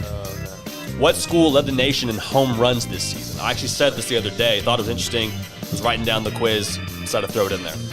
So what school led the country? Tiebreaker, how many did it have? Okay. How we feeling? We locked and loaded? Great. I think I got all 5. Really? All 5? The 5-banger? What do we got for number 1 on the Heisman winners? I think I actually know this. Here we go. What do we got? It's not Robert Griffin, but it's like the other Griffin. Other Griffin? Other Griffin? Am I right, though? It's You're like, right. You're right. His name is like, starts with an A. I don't know. What's the name? You want to take a guess? I think I know who it is. Not Andrew. Archie? It's Archie. Archie Griffin. We'll go half point. I'll take a half point. Did you have that? I did not have that. Not have that. But Marquise, now you I have know. that? I didn't have it. I put Tebow. I don't get a point. I put Tebow. Oh, he was nominated many times. What was the last? Oh, no, that wasn't the question. I'd use that for tiebreaker. Who played the first college football game? What teams? Yale, Harvard. Yale, Harvard. Cumberland State. Yale, Cumberland State. Yale, Harvard is already just guess. Alabama, Yale. It was Rutgers and Princeton. Wow. Rutgers, the birthplace of college football. What college sport honors the best player with the Hobie Baker Award? Lacrosse. Softball. Softball. Rowing. It is hockey. Super random. Don't even know who Hobie Baker is. What school once lost an NCAA record 44 straight football games? Dartmouth. Very close. Oh. Kansas, you would think. Rutgers. Not quite. Cornell. Dayton. Oh, Brown. Dude, you're gonna lose your half point. Brown. Columbia. You're gonna lose your half Those point. jerks from the city. We hate them. Okay. Worst place in the world. What school led the nation in homers this season? TCU. They were Old Dominion. In homers? Homers. Tech. Old Dominion. Wow. What a no bowl. We got How many? 104. 101. 101. They don't get that. Yeah, This is 101. Old Dominion. 101 Woo, homers. that's what you get for listening. That was good. get Good for work listening. all around. Good work all around. Wow. Drake Toll, J.D. PicKell, Armstrong Sims, Andrew Robertson, Marquise Cooley. When we come back, Andy Thomas, the All-American, joins the show. Don't go anywhere. This is Up-Tempo. Took that by a tiebreaker. Mama, she's coming home. Oklahoma State women's basketball standout Jamie Asbury lit up the Big 12 Conference last season, and she plans to do the same again this year, but doing it in the green and gold instead. The 5'5 guard transfers to Nikki Collin and Baylor after averaging 17 points per game with a 42% clip from behind the arc and 4 assists. She was top 2 in the Big 12 in three-point percentage and three-pointers made, knocking down 78 on the year. She has 2 years of eligibility. Across the men's basketball, Baylor's incoming freshmen Kendall Brown and Langston Love are among just 27 players invited to attend the 2021 USA Basketball Men's Under-19 World Cup Team Training Camp, as announced by USA Basketball. The team will consist of 12 players and represent the USA in July for the FIBA Under-19 World Cup in Latvia. On the diamond, Baylor Baseball's Andy Thomas was named to Collegiate Baseball All-American third team on Thursday. Thomas finished 2021 hitting .337 with 11 home runs and 62 RBI, starting 51 games behind the plate. His RBI totals are the most for a Bear since 2012. The now graduated Thomas ended his Baylor career having played 184 games and was named to the All-Big 12 first team, along with being a finalist for the Senior Class Award and a semifinalist for the Buster Posey National Collegiate Catcher of the Year. To the Gridiron Bear commit, Zach Pyron received an invite in the finals of the Elite 11 after excelling in his regional. The event only houses the top 20 quarterbacks in the nation. Pyron takes his first official visit to Baylor on July 18th. On the green, Gurleen Core is lighting things up at the U.S. Women's Open. Baylor's own tied for 16th overall after being just one of 3 amateurs to shoot par or better in Thursday's round at even. And the NCAA baseball tournament takes place today with Texas meeting Southern in Austin. TCU TCU facing McNeese at home. Texas Tech dueling Arby in Lubbock. Oklahoma State will also meet UC Santa Barbara in Tucson, Arizona. I'm Armstrong Shins, and that's all the news that is news in college sports. This has been Armstrong's Minute on SicEm365 Radio's Uptempo. I hate my job, but I don't mind getting up in the morning. I dread each day, but I can't wait to get out of bed. You ask me why, and what I'll say to you is true. Well, you can get breakfast tacos at Rudy's Barbecue.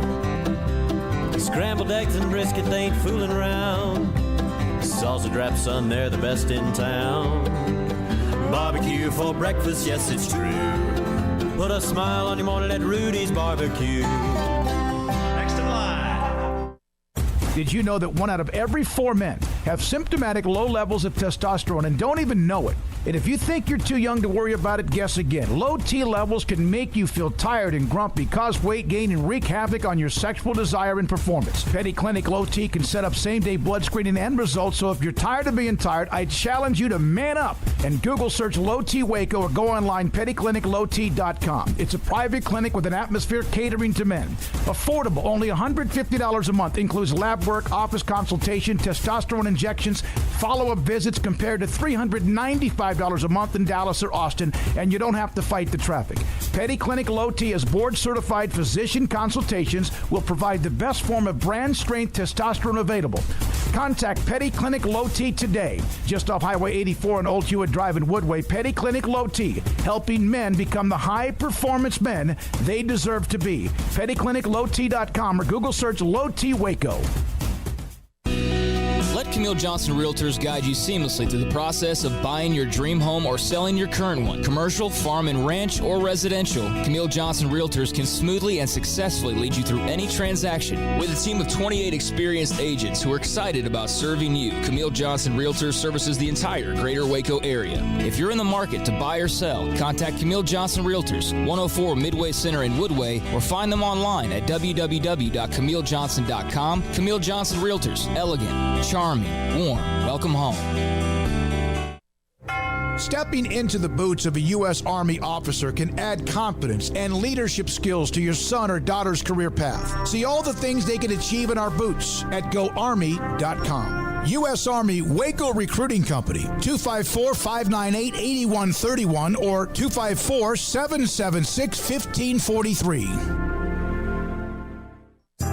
Riverbend Liquor and Wine has their easy-to-access drive-thru open and convenient and clean in-store location on the corner of Lakeshore Drive and North 19th Street in Waco. Riverbend Liquor has the best and most extensive variety of craft beer selections in Waco, and Balcones whiskey, including single malt, pot still, baby blue, rye, brimstone, and the all-new lineage in stock. Riverbend Liquor and Wine, family-owned and operated, and a hidden gem in Waco on Lakeshore Drive and 19th Street. And find out more on Facebook and Instagram.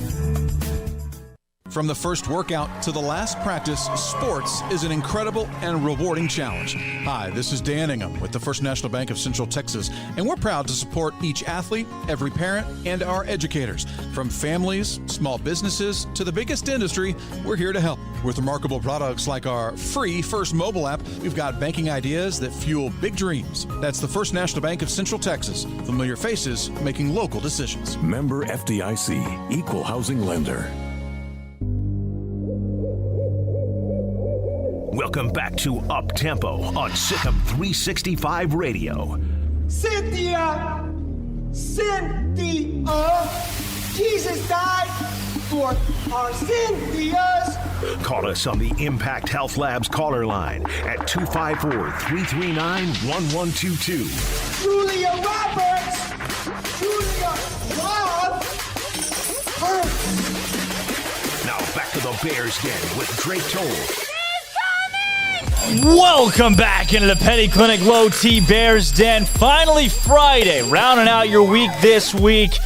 All things Baylor athletics, and a lot going on across the docket with Jamie Asbury transferring in, Kendall Brown and Langston Love with a nod to try out for the USA FIBA All-American team. And speaking of All-Americans, how about Andy Thomas, Baylor catcher, most RBI in a season for the program since 2012. I mean, the accolades go on and on. Buster Posey, semifinalist.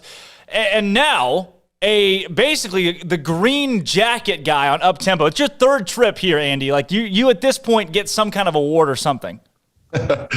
Thanks for having me. Yeah, as always. And I tell you what, Andy, I mean, a week for you where you get that All-American nod. You find out, hey, we've got you on that list. Was that expected for you, something that you were thinking about even coming into this week?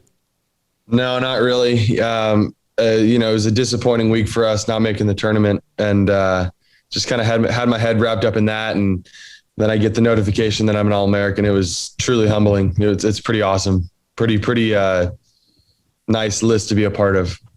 Andy, coming into this season, and I know we talked to you before the season even started about goals that you had for yourself, personally, goals for the team. Was this something at the top of your list? Because obviously you've done so much as a college athlete. Did you have that All-American nod at where you wanted to be this season?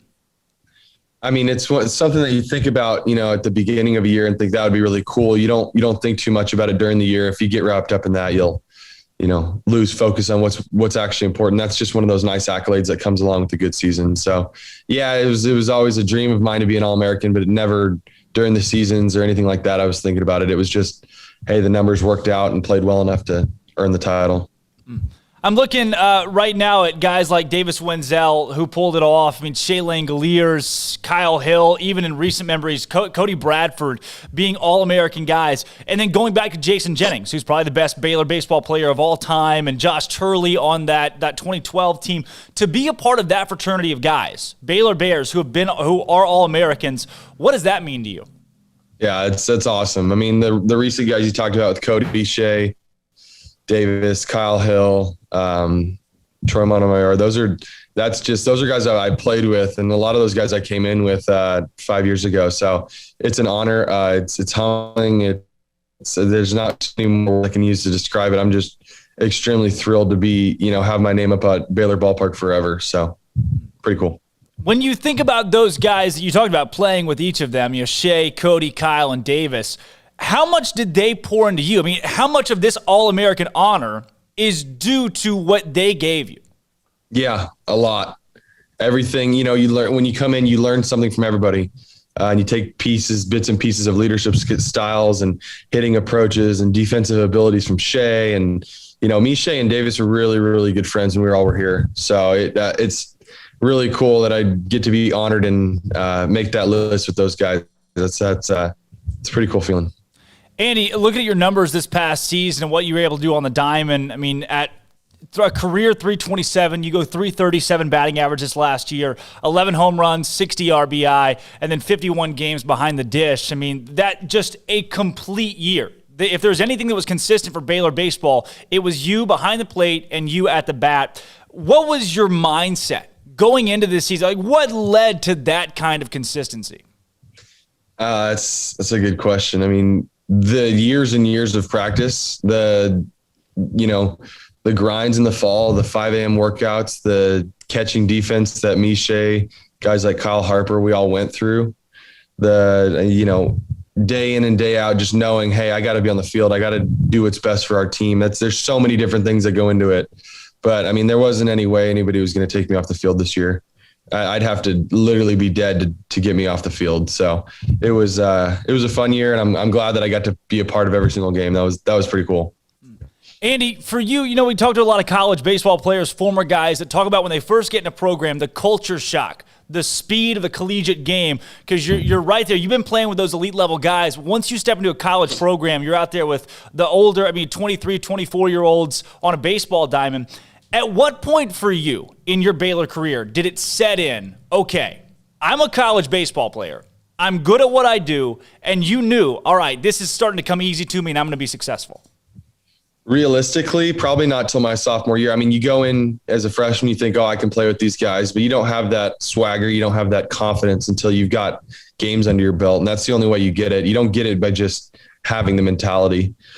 So I would say my sophomore year, I started at first base and started to get the ball rolling at first over there and played day in and day out and thought, oh, I can do this. I'm, leading the team in hits, leading the team in RBI or average and stuff. So it's like, oh, I can actually do this. But my freshman year, a moment that kind of turned for me was when I hit a home run at UTSA. We're on the road and Coach Rod pulled me aside and was like, hey, do you want to bunt? do you want to hit and run? Do you want to do something? I go, I'd like to hit. And sure enough, I hit a bomb, and it was one of those moments that you go, oh, wow, I can do this. I'm not the little freshman anymore. I'm a guy on the team just like these other dudes. So, but yeah, it's experience and just kind of having the right mindset.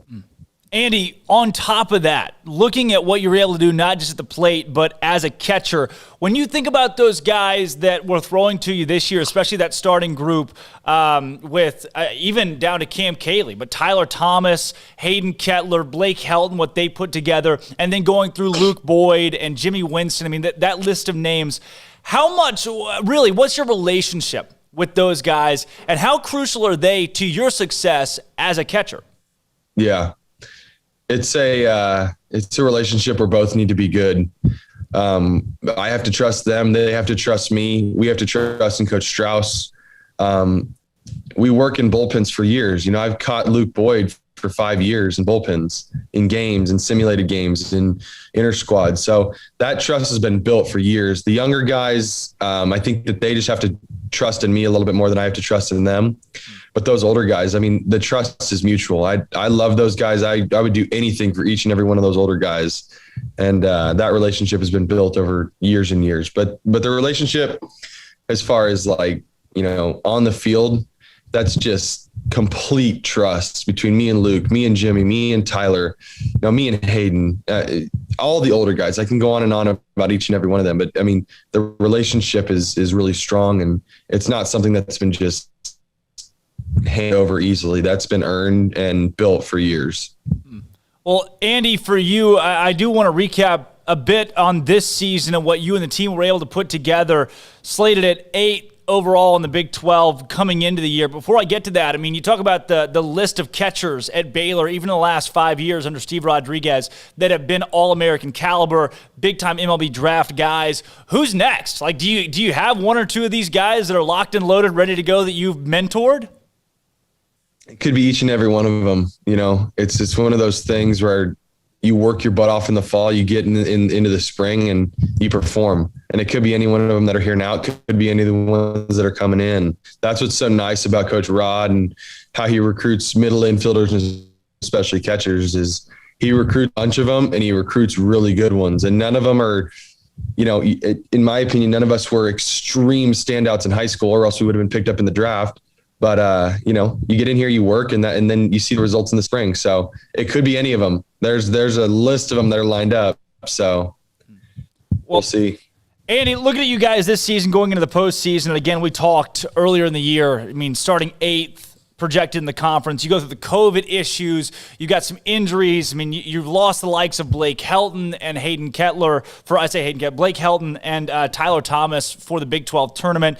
Down the stretch, Cardozo Kendo is out with injury. I mean, just the list goes on of guys that were nicked up or had to miss games in that last 10 with a crucial part of the season on the line. For you guys, how much of that skid there at the end was just the fact that this team was so far from full strength? Pretty big portion of that. Yeah. I mean, we're not, there's no blame to pass here, but you have to go out and play the best is what you have. But we didn't have our starting 9. We didn't have our starting staff, whatever you want to call it. So we had to make do with what we had. Unfortunately, we made a few key errors there in that Oklahoma State series and in that Oklahoma series. We would have won one of those games, one more of those 6 games, and we would have been in the tournament. So, it's tough, but it is what it is, and it was a fun ride. For you guys as a team, Andy, getting right down there to the nitty-gritty of the tournament selection show, and at that 65 spot, I know you're only a couple days removed from that, but what's going through your mind in that moment? And just as a team, how do you cope with that? Say that one more time. So in that, finding out you're at slot 65 out of that field of 64, in that moment, personally as a team, what's going through your mind? How do you cope with that? Well, we saw North Carolina get in, and we saw Michigan get in, and we saw LSU get in, and Alabama get in. And as soon as we saw two to three of those teams, we were, you start to run the numbers, and it's like, okay, Duke has to get in, and Pitt's probably got to get in ahead of us. So you start running it, and there's only 4 regionals left, and 2 of them are Big 12. It's like, our chances are really minimizing here. But Yeah, it was tough. It was really hard to be the 65th team. If they would have said we were the 71st team, it probably wouldn't have stung so bad. But to know that we were literally the next team in the bubble, and I think we had better resumes than 3 or 4 of those teams, it's really tough. It's really tough to see. But they don't have an easy job ahead. The committee never has an easy job. They're going to disappoint 4 or 5 teams, and 3 or 4 are going to feel like they got away with murder. So it's tough. Well, I'll say it. You don't have to say it for yourself. There are a couple teams that did get away with murder this season going into postseason play.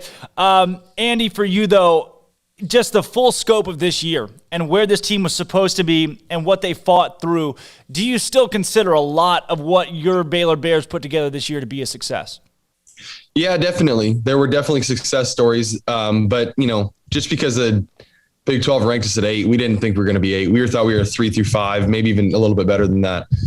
Just because we were so inexperienced is why we were getting, those low rankings. But, to not make a regional in this program and with what Coach Rod's done and what we've done in the past 4 or 5 years, it's a complete failure of a season. There are successes through it. Tyler pitched his butt off. A lot of young guys showed that they can really play. Nevin, Trey, Jared's an absolute stud. You got guys that just had great years and are going to build on that. But for the team in as a whole, it was a complete failure of a season. So disappointing, but there are bright things ahead for the future with a lot of these players.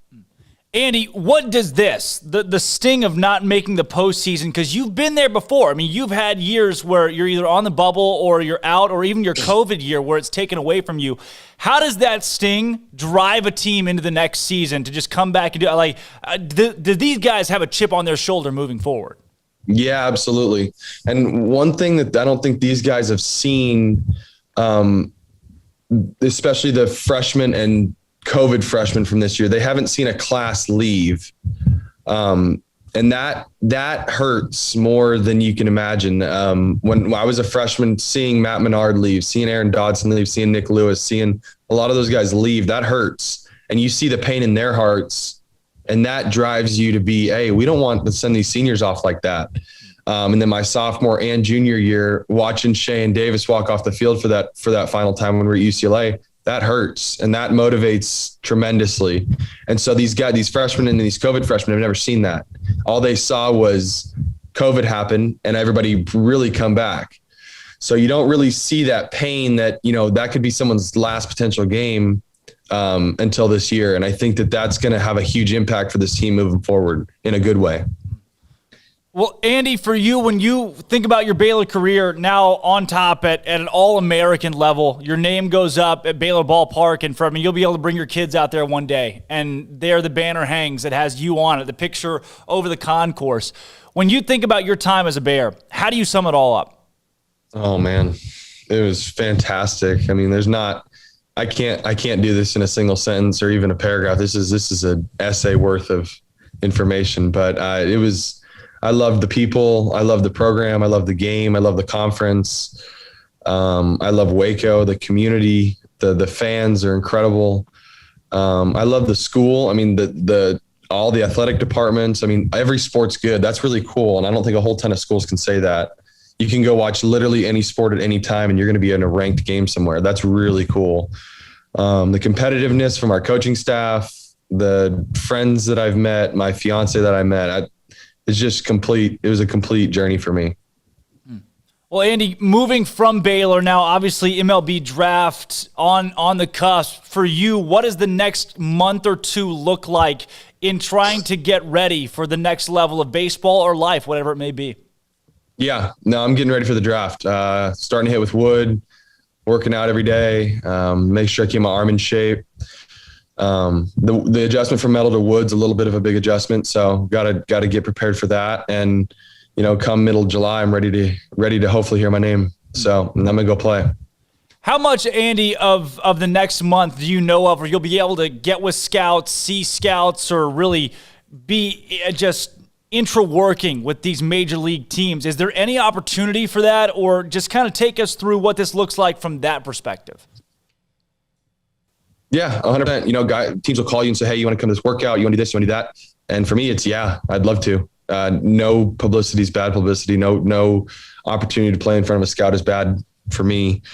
But yeah, I was kind of written off the radar a little bit just because I had said that I was going to go to law school. So I got to get the name back out there a little bit more, kind of similar to my junior year. Law school would be a great option, but I don't think I'm done playing. I think I got more in the tank. So I'm going to go play while I can. Bring it on. Andy, thanks for coming on today. As always, it was a pleasure to watch you play this past season throughout your Baylor career. And I know you'll take a lot of that with you. Bear Games question of the day, though. So I'm going to tailor mine a little bit different. We talked about earlier in the show, like family vacations, because everybody's got that one spot that they consistently win as a kid. Most of the time, it's the one spot that you would never go again because you went so many times. Do you have that like one family vacation spot that was just year in and year out, you always went? Oh, man. Well, my family, we didn't travel a ton. We did like really big trips every 4 or 5 years. But I would say... when I was younger in my like 7 through 14 age, we had an RV. And you know, it was a total old school RV. We thought it was really cool at the time, but looking back, it was a piece of crap, but, it was so fun. I mean, I probably wouldn't want to hop in the RV right now. So I'll say that, but, we went camping a lot. We went tent camping a lot.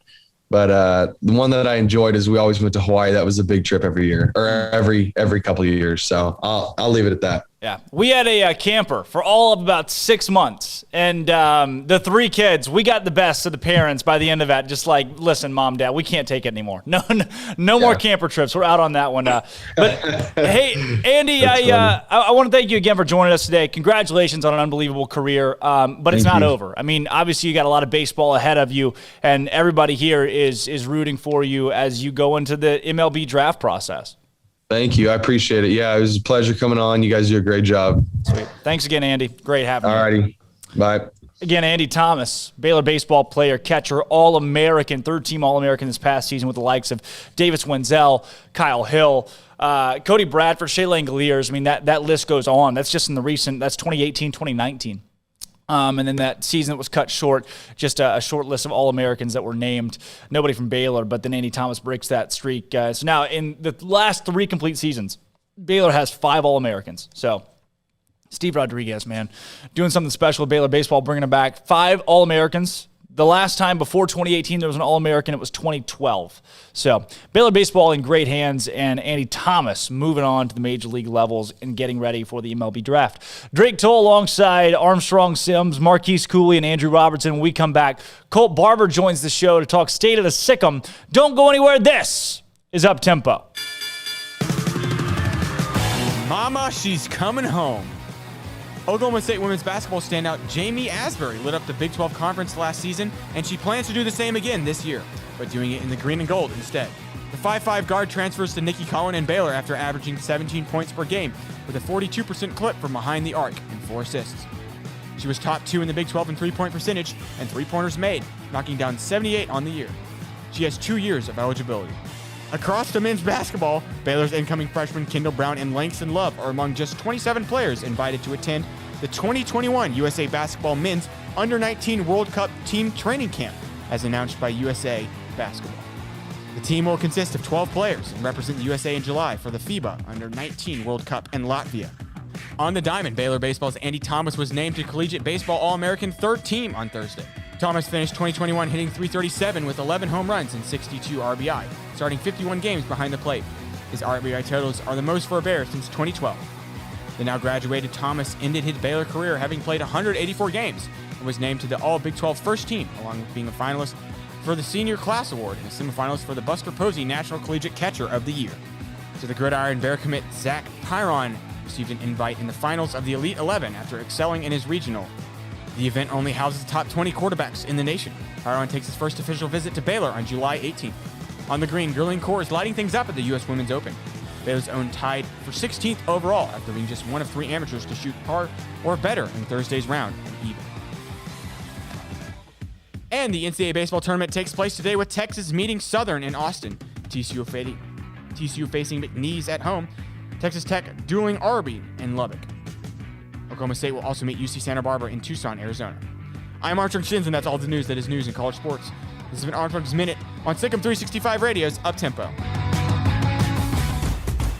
Hey, this is Bryce Petty, former starting quarterback and two-time Big 12 champion, and I know firsthand the importance of being in top shape both on and off the field. So listen up, men. If you're feeling beat down day in and day out and looking for that high-performance edge that separates the men from the boys, then look no further than the Petty Clinic Low T in Waco. Petty Clinic is a comprehensive men's healthcare clinic with an atmosphere catering to men. Board-certified Dr. Kent Petty has a special interest in offering the highest quality medical care to men of all ages. Some of the services offered include screening and treatment for low testosterone or thyroid, infertility, high blood pressure, diabetes, high cholesterol, sleep apnea, while offering comprehensive wellness exams and complete men's health lab panels. High performance men, remember, it's not just a Petty thing. This is Bryce Petty, encouraging you to reach out and Google search Petty Clinic Low T or go to pettycliniclowt.com and get your complimentary lab screening today.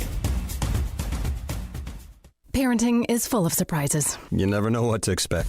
So after our son was born, I called my Texas Farm Bureau insurance agent to set up a life insurance policy in case something happened to me.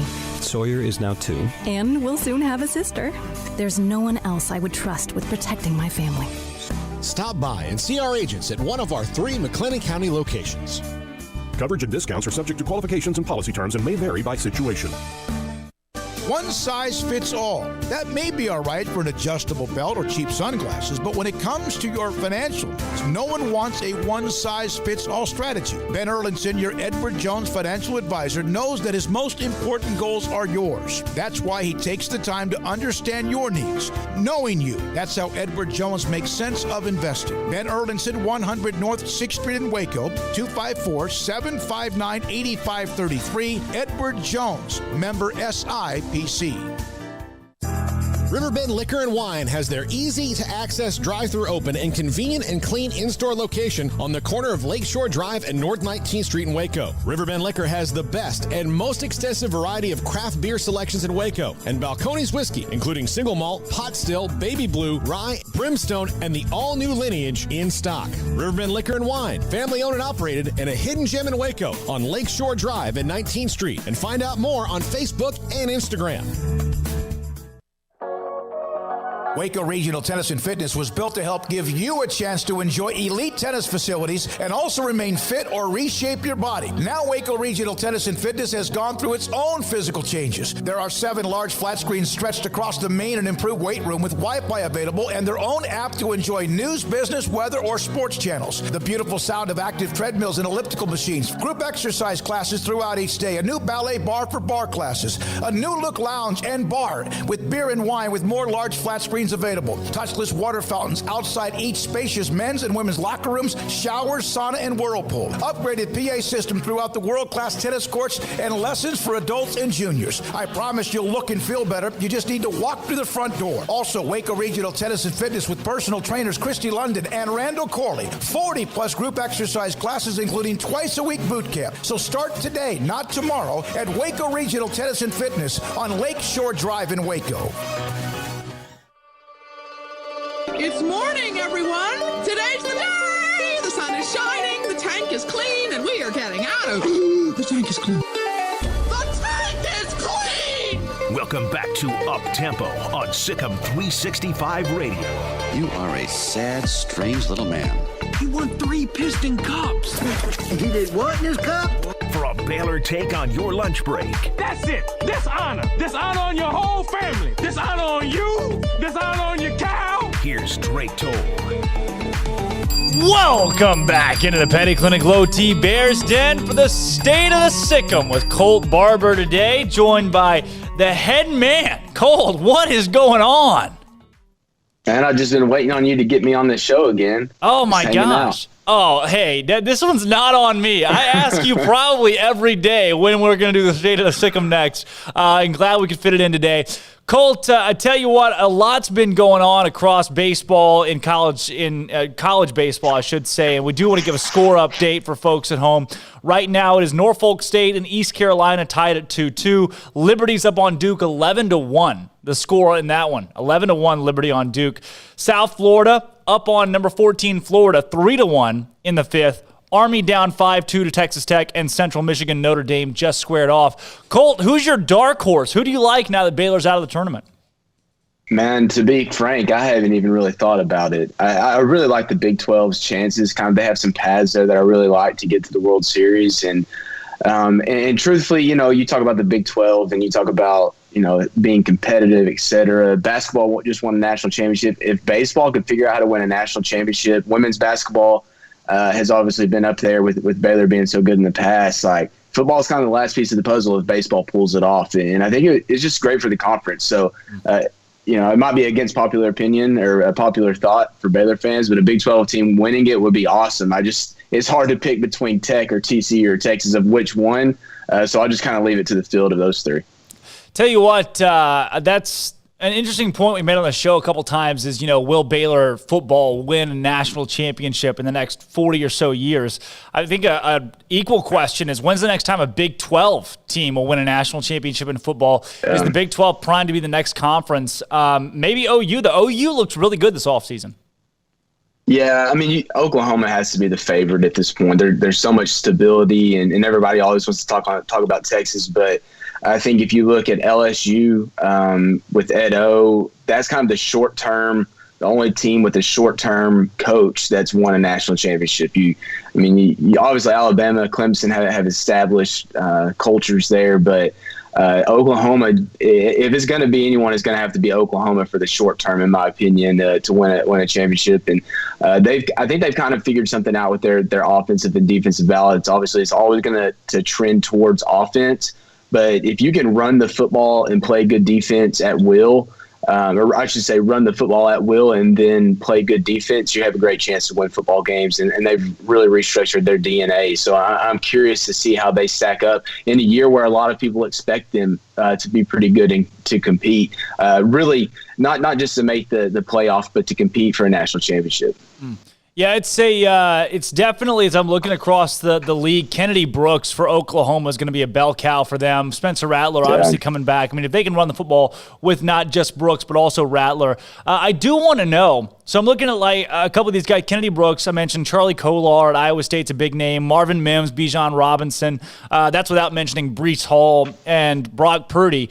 I do have the Big 12 ballot that I'm filling out in the next couple of days for Big 12 preseason offensive and defensive players of the year. I do want to pick your brain on that. Who do you like to be the Big 12 MVP going into next season? There are a few different good options.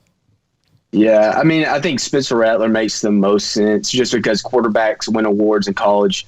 There's not a lot of diversity, and that's an unfortunate because I think there's a lot of opportunities in these leagues to vote defensive players, but the offense is so prevalent that you go, it's kind of like winning, the MVP or the Heisman, I should say. It's just, the best quarterback on the best team typically.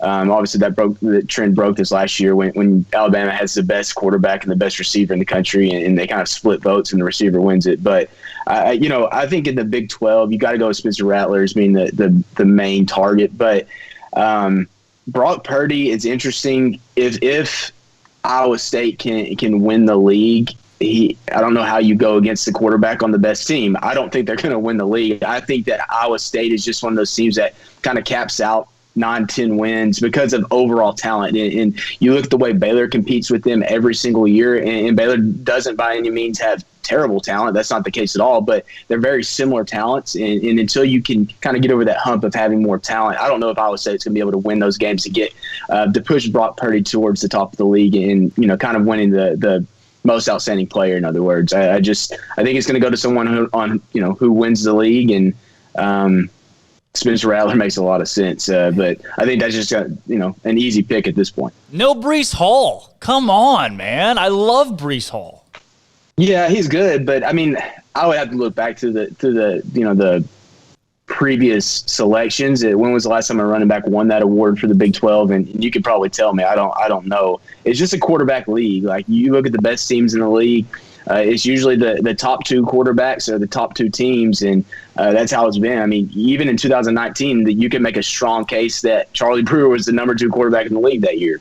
And I think that a running back winning that award is a lot like winning the Heisman. It's trickle-down effect in so many ways. And, best quarterbacks go number 1 in the draft. They win the Heisman. They get named MVPs of leagues. And, there's a reason they're most important player on the teams. Yeah. It is a quarterback world. Colt, I will say I would be surprised if there's not a couple of Baylor players on the all-defensive preseason team. I'm not sure how the media will really weigh this, but obviously Apu Ika is somebody that I'll have near that list. I love Terrell Bernard and Jalen Petre's chances, maybe Raleigh Tejada as well. Yeah. Offensively, though, is there an offensive player for Baylor that is Big 12, all Big 12 worthy right now? Treston Ebner has a chance just because you look at his accolades as a returner. People automatically associate that with the overall ability. So I look at a guy like Treston Ebner that'll have an opportunity. His name's been there for so long, people will tend to say, to lean towards those guys. They've been in the league forever. This will be his 5th year of actually playing football with that additional year of eligibility. So people will trend towards that. Offensive line, I think it's Connor Galvin or bust there. Tight end, I think Ben Sims would have a chance of earning some accolades, first or second team, but the tight ends are truthfully in the league are pretty deep. You look at anybody that Oklahoma runs out there right now, obviously Charlie Kolar at Iowa State, and they seem to have 2 or 3 guys always. So in a lot of years, you trend to a guy that might catch 30 balls for 300 yards and a few touchdowns as a first team selection in the Big 12 at tight end, but that's not the case right now. Running back, like I mentioned Treston. Abram Smith's not going to get anything preseason just because he's obviously he hasn't been playing there. Squirrel Williams could maybe surprise some people, but to actually earn first team honor is going to be really difficult. Receiver wise, no one had enough production, and that time will tell if they have enough production this year. But Taquan Thornton obviously has the potential. RJ Sneed will get some recognition. I just don't think he'll be for first team unless he just absolutely blows up, especially in the preseason. Out of Colt, moving out of football and back into, I want to get some quick hitters before we talk state of the SicEm365, some quick hitters here. Andy Thomas, All-American, Baylor baseball being snubbed from the tournament. What was your assessment of Baylor being the first team out? Yeah, that was salt in the wound. That was Baylor didn't handle their business, obviously, to get into the tournament, and very similar to softball, right? That the way that those seasons ended, and one team made it, then the softball team goes 0-2, and then baseball doesn't even make it in. The one thing that I really thought with baseball was you get them in, they're going to have a chance to win a regional because their number 1, number 2 pitchers can throw strikes. They're going to get guys out. They can swing the bat so well. So I thought if they make it in, they have the chance of at least competing for that regional championship and potentially moving on, depending on the region they were in. I think they were talented enough to do that, especially once they got healthy. But that's just the unfortunate circumstances of another year that was impacted by COVID for this team, with Tyler Thomas missing starts. And then at the end, man, you look at a team that throughout the season were number 1, number 2, in batting average throughout on the entire season, not just league play. They're number 1 batting average, but they didn't hit a lot of, their slugging percentage wasn't great. They didn't hit a lot of home runs. And you saw that in the Kansas State series, or the Kansas State game was Baylor can just chip and chip and chip, but you get teams like Oklahoma State, you get teams like Kansas State that can hit bombs. That's the way these teams are built in the Big 12 right now. It's if you are just going to chip away, it's kind of like running the football on the football field. You're eventually going to have to do something other than get singles. And they had a couple guys, obviously, Andy being one of them that could put in the gap and hit a home run. But the consistency of doing that was just not there. And even though I felt like, truthfully, that they hit a lot more home runs than normal, they compared to the rest of the league, they just weren't doing it. So I think this team had their opportunities to get into the tournament and to solidify. And I do at the same time think it was unfortunate that they weren't able to get in. And I don't want to use the word snubbed, but I think this team had a lot of potential had they make it into the postseason. I would agree that I think snubbed is probably the wrong word if North Carolina and Michigan don't make it in. If Florida State doesn't make it in. The only reason I think I do use the word snubbed is because the teams that made it in over Baylor are just puzzling resumes. Over to women's basketball, though, and Jamie Asbury coming to town for Nikki Collin. Yeah. How big of a pickup is that, showing that Collin is not just going to recruit the transfer portal, but bring in huge names? Because Jamie Asbury is somebody that we had that scored 16 a game against Baylor this past season for Oklahoma State. Yeah, I mean, we got to remember that this women's basketball program it's kind of like when, Coach K leaves Duke or Coach Williams leaves North Carolina. This team they're still going to recruit. They're still going to be able to naturally bring in players. So, yeah, Coach Mulkey's gone, but the potential there to recruit is still based on the name of Baylor. So you had this particular situation. It was a dream school for a player dating back to when they were in high school, their freshman year. So that nostalgia is still there for a lot of players who didn't get that opportunity. So the transfer portal can be big. And it also just really plays to what type of style this Lady Bears basketball team is going to move towards. So you look at the shooting percentage wise, like she's going to fill it up from the outside. She might not be the most efficient inside the paint or inside the arc, but she's made to do one thing, that's score from the perimeter. And obviously she's a little bit smaller than what Kim Mulkey would have ever recruited. I don't know I can't remember how tall Moon Hurston was, but you're talking 5'5". Yeah, about the same size, about the same height, I think. Yeah, so I think it's similar. I don't know why she wasn't recruited out of high school heavily. I know she was from Tulsa, and she ended up signing with Oklahoma State. But obviously she's a good player. I just think it truly goes back to style of play and the way that she'll fit in with what this new system's going to be at Baylor for the women's basketball program. And it's overall, though, I think it just goes back to you have a team that's a program that's going to recruit itself until it is no longer winning. And so that's going to be the question is if this team continues to win, the recruiting will continue to come. And that's good and bad for a new coach because you want to build your own type of program. But you have some built-in benefits whenever you're coming to a program like Baylor that's been so successful for so long.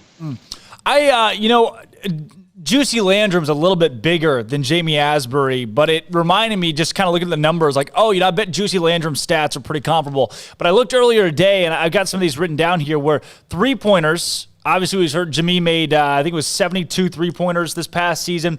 The most Landrum ever made was 63, and it felt like she really lit it up in that shortened COVID year. She had 55, and she shot 42%. This is the best she ever shot. That was her senior season. Jamie Asbury has 2 years left of eligibility, so big pickup for Nikki Collin, again showing she will recruit the transfer portal. Some other big news from the site. SicEm365 following all of Baylor athletics really closely and recruiting closely as well. Zach Pyron being named an Elite 11 finalist in the top 20 gets to attend that camp. That just seems like every quarterback at Baylor now. That's just the standard. Yeah, and I think that's a testament to evaluations, right? That they can look at a player and say, not only do we see this on film, but we really see this. And now when you recruit someone like Drones, where you really don't get to see him, you had a staff that didn't really get to see him work, that changes things. Same with Zach in this situation. They didn't get to see him in person before they offered him, but there was something they really liked about him that stood out on film. There was a lot of individual videos traded with Zach and the staff, where he's showing them working out that we have never got to see, for instance. And so I think that you have a staff that felt really comfortable watching those things and offering him, and then it's coming to fruition. But I think that it's been over multiple staffs, right? Like it was over Matt Rule's staff, obviously dating back to Art Briles, but over Matt Rule's staff, and then you had Larry Fedora, and now you have Sean Bell and this offensive staff doing it. And Sean, as much as he had input on the offense, he wasn't the guy going out and getting quarterbacks. And Gary had it with under Matt Rule.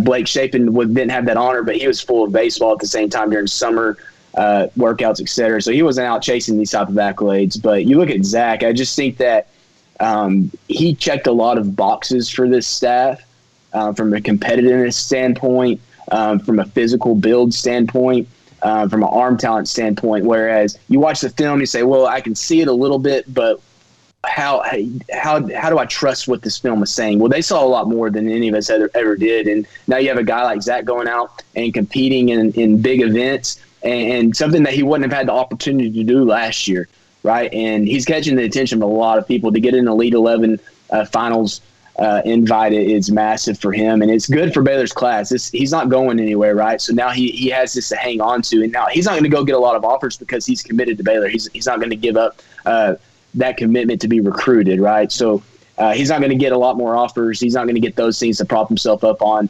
But when you have a quarterback that's going to the Elite 11 finals, there's some weight to throw around there on the recruiting trail because that's going to be the leader of the team. Just like we talked about earlier, if you don't have a quarterback, it's going to be tough to do a lot of different things in this league or in college football in general. Same goes for recruiting class. If you have a leader at quarterback like Zach, you're going to be able to do some more damage on the recruiting trail as long as the success on the field is there as well. Yeah. Well, Colt, moving from there to basketball, too, you got a documentary that's being filmed, a large portion of it next week. I know Ashley filled us in a little bit yesterday, but take us through kind of the ins and outs of the documentary and what all is going to be happening in the next 7 days. Yeah, it's going to be crazy. We had the entire crew is put together. There's a schedule of filming to start next week in Houston on Monday, and we don't have a lot of hands on that scheduling. Like, we leave that up to the pros, right? So Chris Scott and his crew are assembling that. They've been in contact with all the characters. I mean, I think there's like a list of 16 or 17 of people who really surprised me, honestly, that we were able to get to be on this thing. And it starts with former players and very recent former players, and hopefully we'll be able to disclose that more pretty soon. And obviously, I think that kind of gives you a hint of who it could be or who it could potentially be.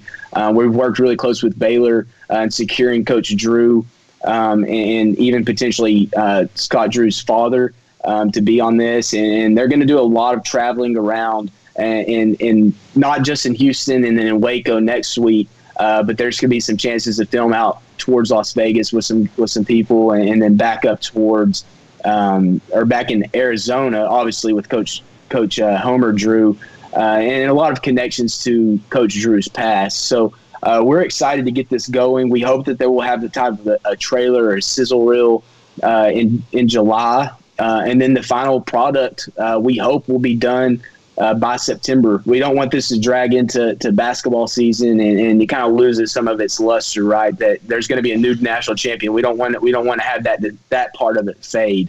But this story also exceeds just that. Like, it's not just about 1 year. There's a lot that went into the story, and we're excited to be able to tell this because it's kind of a storybook in so many ways. Now, could you imagine this happened like the University of Texas or wherever it might have been, Alabama, Duke, one of those major programs where they had this entire story that preceded winning a national championship?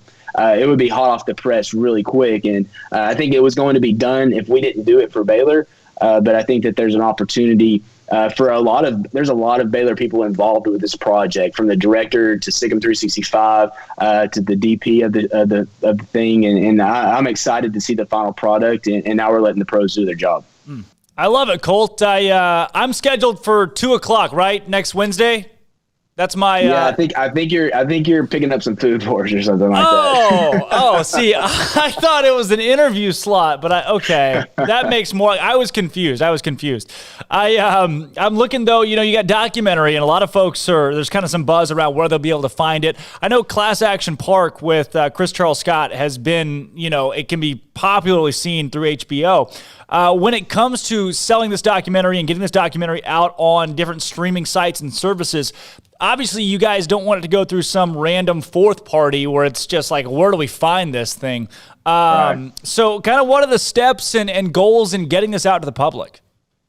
Yeah, I mean, number one option would be for someone like Netflix to pick it up and put it on their streaming. Obviously, ultimate would be ESPN picking it up for a 30 for 30, that type of feature film. That's going to be seen by everyone. But we're at this point in the process, we don't know. I think there's some possibilities for it to be on that type of level. I think that there's people involved that wouldn't be involved unless they thought that it could be that big, and that excites us. But when this originally started, it was about, hey, let's just do it. Let's put it and make it a SicEm365 deal. And then we had people approach us that said, we know you're doing this. Let's work together. And so because of those reasons, we're cautiously optimistic that it'll be easy to access. If you watch a Netflix or you're on Amazon Prime or something like that, it'll be easy to get it. And then we're going to also offer a lot of opportunities to see it. We don't know all of the details yet, but if you want to go watch it at Hippodrome in Waco, like we plan on doing something there. We're still working through those details, and but then also in Austin and Houston and Dallas as well to have it in some theaters there. Now there's a lot to be done with that that will come in the next few months, and we're excited to see where it goes. And we hope Netflix gets it, but we're going to be able to distribute it regardless of who picks it up. So I may not be invited to the interviewing party, but the actual showing, when we do the big hippodrome and bring out all the suits and SicEm365, can I at least maybe just hold your jockstrap or drive the limo? Yeah, just bring some cigars and we'll let you in. Perfect. I will. Swisher Sweets, free plug. Colt, Monday's a big day for us around here. It's the 100th episode, 100th show of Up Tempo. How neat is that? It's crazy, man. It was I don't want to say we did it on the spur of the moment, but I think there was some thought that went into this that let's see what happens. And obviously Armstrong was a part of that, being able to get him on and to run that and really help us guide it. And 15 months ago, we didn't know that one radio show was going to exist. Now we have two. And that's always the goal, is to grow and expand, and being on this type of platform to bring Baylor fans information is always exciting. And that's our ultimate goal. And it's not to make money. It's not to do this or that, which those things are benefits of it. But to do what we love, all of us to do what we love, is a lot of fun. And adding this show is part of that, and part of that vision. And obviously, as everyone knows, we're going to do our best to expand those things and to do more and more in our coverage of Baylor sports, and eventually, potentially expand it to do a lot more than just that. But the roots of it will always be covering in Baylor, and that's a big reason that we started the second show. Well, 100 episodes in, hopefully we've earned 100 more. Hey, I hope y'all have too. We'll see how show number 100 goes, and see what happens. Yeah, we'll bring a cake and some cigars. We'll do that on Monday's show. Colt, anything else big going on with SicEm365? I know we checked off documentary and 100th show and a lot going on around Baylor athletics, but summer hits and it's not going to slow down for you guys. But what can folks expect with SicEm365? Yeah, I mean, summer's slow, but at the same time, it's pretty fast. So a lot of recruiting about to happen right now. Grayson does a great job with that, as you guys know. We have camps starting this weekend, official visits that Baylor's never really done in the summer. There's going to be a ton of those in the summer to cover, a ton of interviews from the studio, ton of coverage on that. Then, truthfully, you get into Big 12 Media Days right after that. Middle of July, you go from July into the end of July, starting fall camp, in August.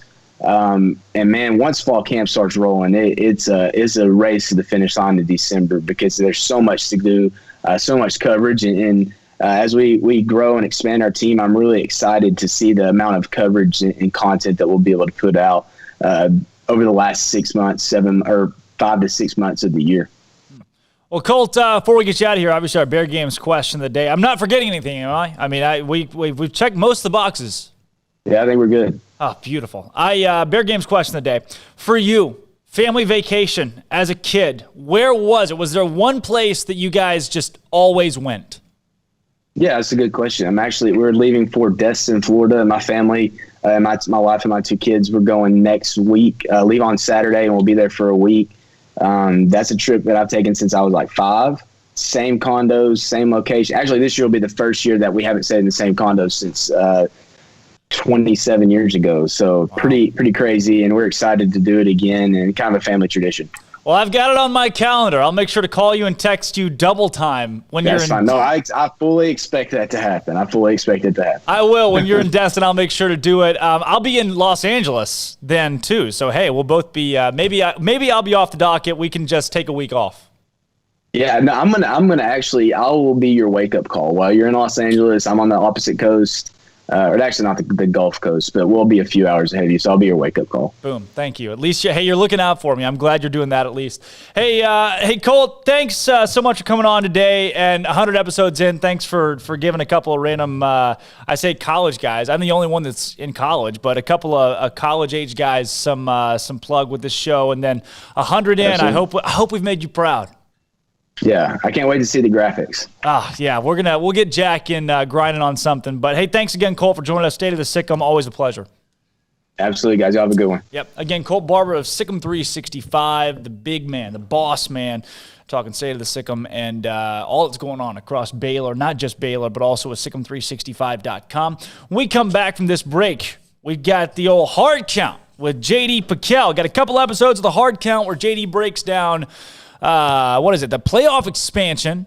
J.D. breaks down the wide zone offense and his top 5 Baylor quarterbacks of all time, which is an interesting list that I don't agree with. But when we come back, J.D. PicKell, I'm Drake Toll, Armstrong Sims, Andrew Robertson, Marquise Cooley. This is Up Tempo.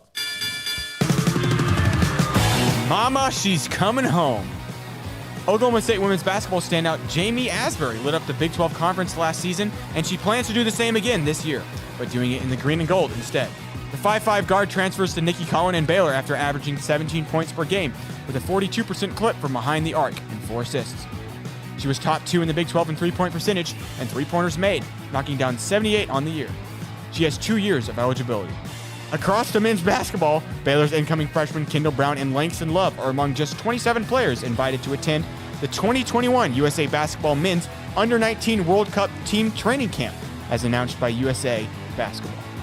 The team will consist of 12 players and represent the USA in July for the FIBA Under-19 World Cup in Latvia. On the diamond, Baylor Baseball's Andy Thomas was named to Collegiate Baseball All-American third team on Thursday.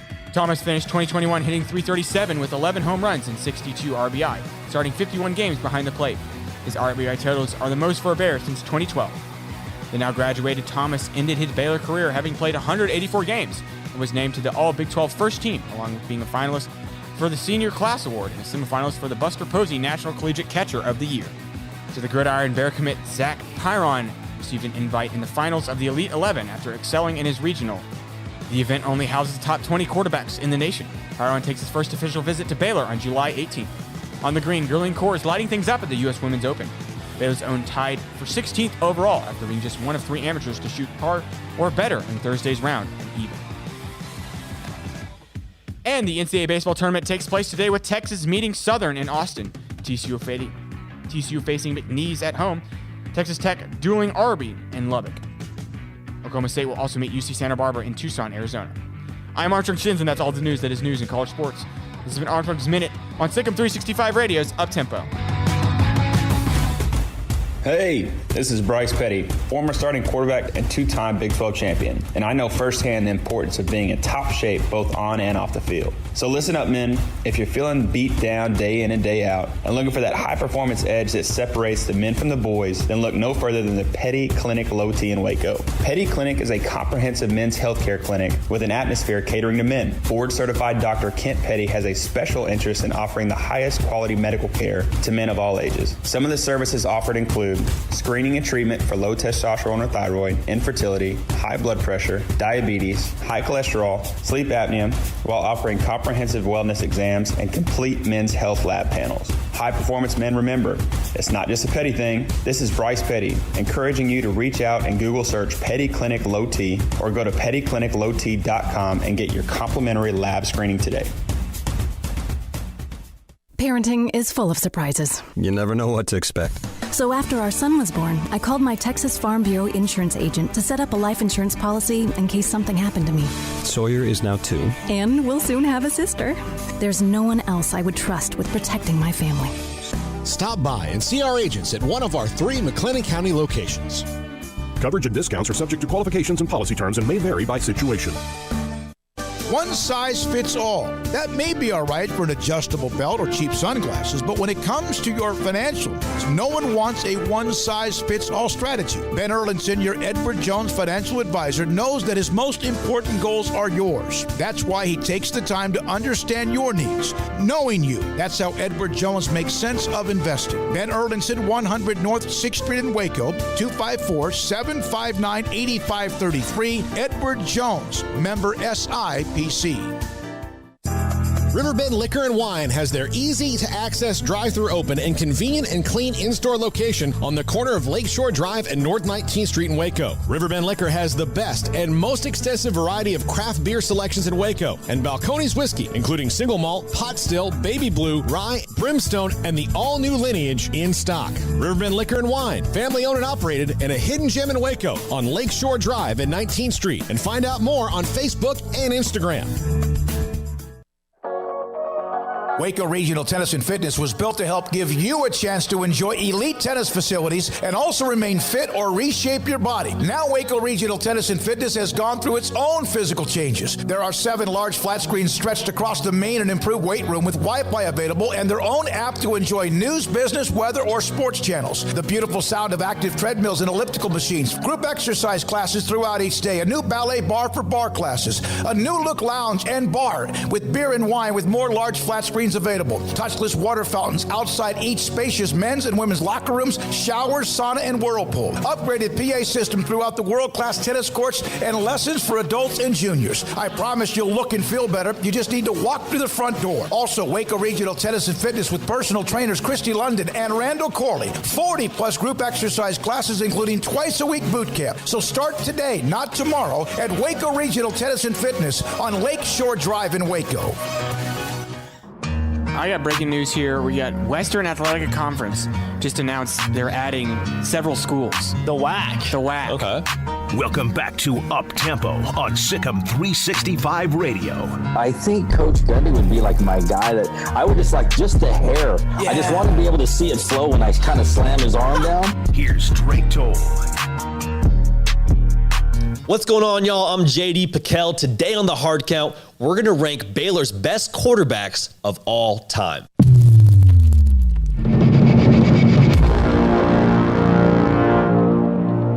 Let's start this conversation with the criteria that I built the list with, okay? Number 1, stats. Men lie, women lie, numbers don't lie. Number 2, wins, team success. Now, wins aren't exactly a quarterback stat, but great teams just have great quarterbacks. So in that way, they kind of are. Number 3, legacy. What did you do for Baylor? How will you be remembered? Now, all 3 of these things I took into account over the entirety of a player's career. I think that's just the most apples to apples way to compare them. Honorable mentions. J.J. Joe and Sean Bell are 2 guys that you have to mention in terms of all-time greats of Baylor football, specifically at the quarterback position. Sean Bell, obviously going to be the quarterback's coach going forward, but everybody on this list is standing on their shoulders. Now, I wasn't able to put them on the list because of those team's performances and individual stats among both those players, but absolutely should be mentioned. So without further ado, number 5, Seth Russell. We're talking about potential. Seth Russell's probably a lot higher on this list. A guy that I believe was going to win the Heisman Trophy before his injuries. A guy that I think could have led Baylor to a national title. But again, alas, unfortunately bit by the injury bug. But he was phenomenal even when he was healthy at Baylor. 13-3 as a starter. Is number 8 all time in terms of passing yards. Number 4 all time in terms of passing touchdowns with 60. So again, I think he's a guy that would have been a lot higher if he's able to play the duration of both those seasons, but still, statistically, a guy you got to put on this list. Also, just a winner.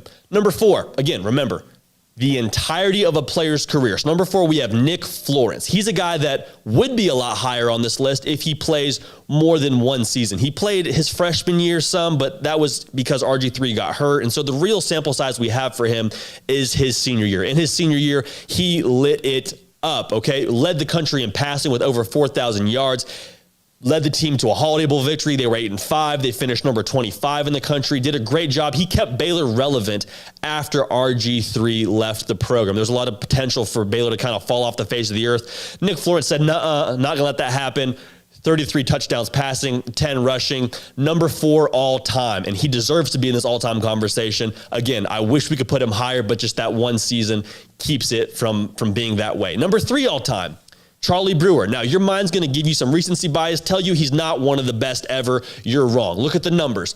Number 2 all-time in terms of passing touchdowns and passing yards. Good for 9,700 yards all-time, 65 touchdowns. Took over a program when his freshman season, 1 win. His junior season, 11 wins. Baylor was in a really dark place when he was a freshman, and he made them not only competitive, but one of the best teams in the country. Now, you look at Matt Rule, you look at those defenses, they both deserve a lot of credit for that team's success, but Charlie Brewer gave himself every single time he showed up. I mean, he's one of the fiercest competitors. He is the fiercest competitor on this list. Love the way he plays. I think the farther we get from Charlie Brewer's career at Baylor, the more we're going to begin to appreciate and recognize the greatness that he brought to this team. Also should be mentioned, 64% completion percentage, which is good for second on this list behind the guy that won the Heisman. Number 2 all time, Bryce Petty. And if you disagree, you're just being petty, all right? He was able to win the Big 12 title not just once, but twice, the first time ever in program history. That in itself, I believe, can stand on its own. 22-4 as a starter. Good for top 3 in both yards and touchdowns all time at Baylor. 62 touchdowns, only 10 interceptions.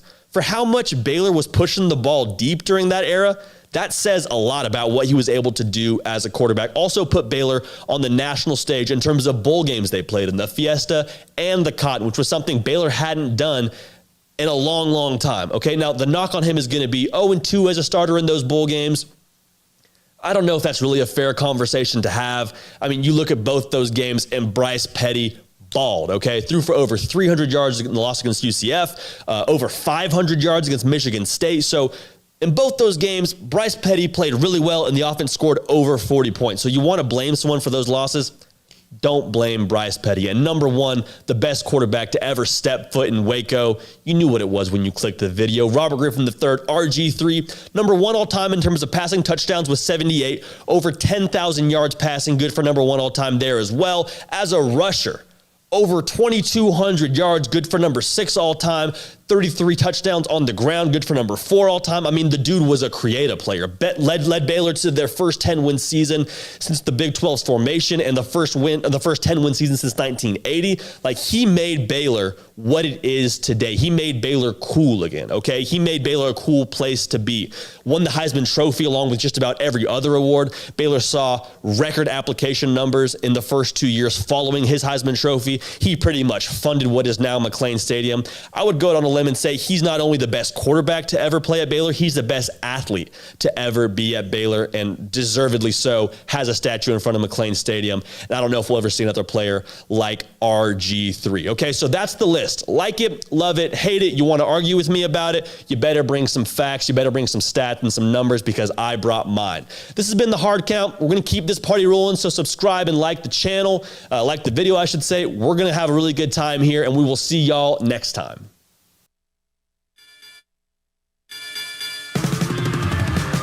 Mama, she's coming home. Oklahoma State women's basketball standout Jamie Asbury lit up the Big 12 Conference last season, and she plans to do the same again this year, but doing it in the green and gold instead. The 5'5" guard transfers to Nikki Collin and Baylor after averaging 17 points per game with a 42% clip from behind the arc and 4 assists. She was top 2 in the Big 12 in three-point percentage and three-pointers made, knocking down 78 on the year. She has 2 years of eligibility. Across the men's basketball, Baylor's incoming freshmen Kendall Brown and Langston Love are among just 27 players invited to attend the 2021 USA Basketball Men's Under-19 World Cup Team Training Camp, as announced by USA Basketball. The team will consist of 12 players and represent the USA in July for the FIBA Under-19 World Cup in Latvia. On the diamond, Baylor Baseball's Andy Thomas was named to Collegiate Baseball All-American third team on Thursday. Thomas finished 2021 hitting .337 with 11 home runs and 62 RBI, starting 51 games behind the plate. His RBI totals are the most for a Bear since 2012. The now graduated Thomas ended his Baylor career having played 184 games and was named to the All-Big 12 first team, along with being a finalist for the Senior Class Award and a semifinalist for the Buster Posey National Collegiate Catcher of the Year. To the Gridiron, Bear commit Zach Pyron received an invite in the finals of the Elite 11 after excelling in his regional. The event only houses the top 20 quarterbacks in the nation. Pyron takes his first official visit to Baylor on July 18th. On the green, Gurleen Core is lighting things up at the U.S. Women's Open. Baylor's own tied for 16th overall after being just one of 3 amateurs to shoot par or better in Thursday's round of even. And the NCAA baseball tournament takes place today with Texas meeting Southern in Austin, TCU facing McNeese at home, Texas Tech dueling Arby in Lubbock. Oklahoma State will also meet UC Santa Barbara in Tucson, Arizona. I'm Armstrong Shins, and that's all the news that is news in college sports. This has been Armstrong's Minute on SicEm365 Radio's Uptempo. From the first workout to the last practice, sports is an incredible challenge. Hi, this is Dan Ingham with the First National Bank of Central Texas, and we're proud to support each athlete, every parent, and our educators. From families, small businesses, to the biggest industry, we're here to help. With remarkable products like First Free Checking, we've got banking ideas that fuel big dreams. The First National Bank of Central Texas. Familiar faces making local decisions. Member FDIC, Equal Housing Lender. Stepping into the boots of a U.S. Army officer can add confidence and leadership skills to your son or daughter's career path. See all the things they can achieve in our boots at GoArmy.com. U.S. Army Waco Recruiting Company, 254-598-8131 or 254-776-1543. At Marco's Pizza, get craveable pizza made the Italian way with dough made from scratch, an original sauce recipe, 3 fresh signature cheeses, and premium toppings you love, served hot and safe. Right now, you can get unlimited medium one-topping pizzas for just $6.99 each. Why stop at just one? Order with your app or at marcos.com for curbside, carryout, or delivery today. Marco's, pizza lovers get it.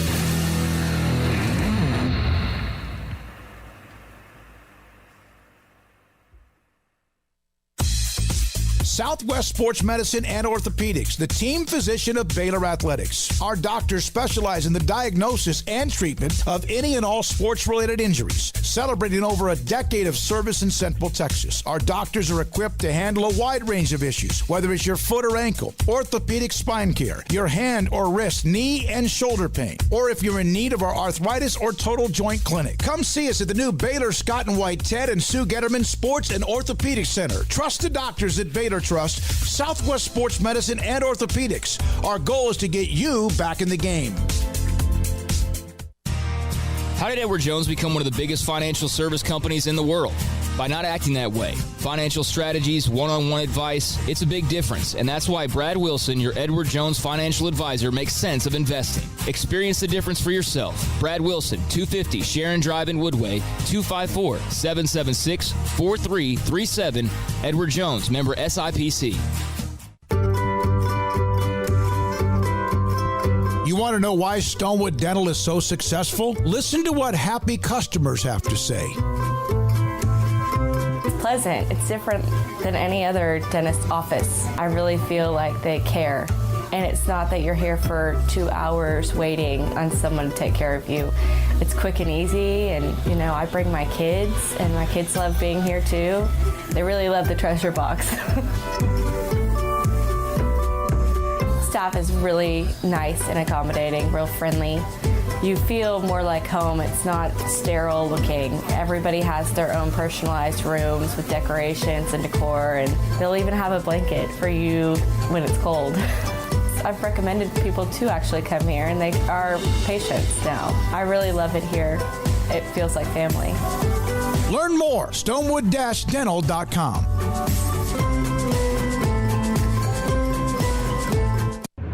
Welcome back to Up Tempo on SicEm365 Radio. What you just said is one of the most insanely idiotic things I have ever heard.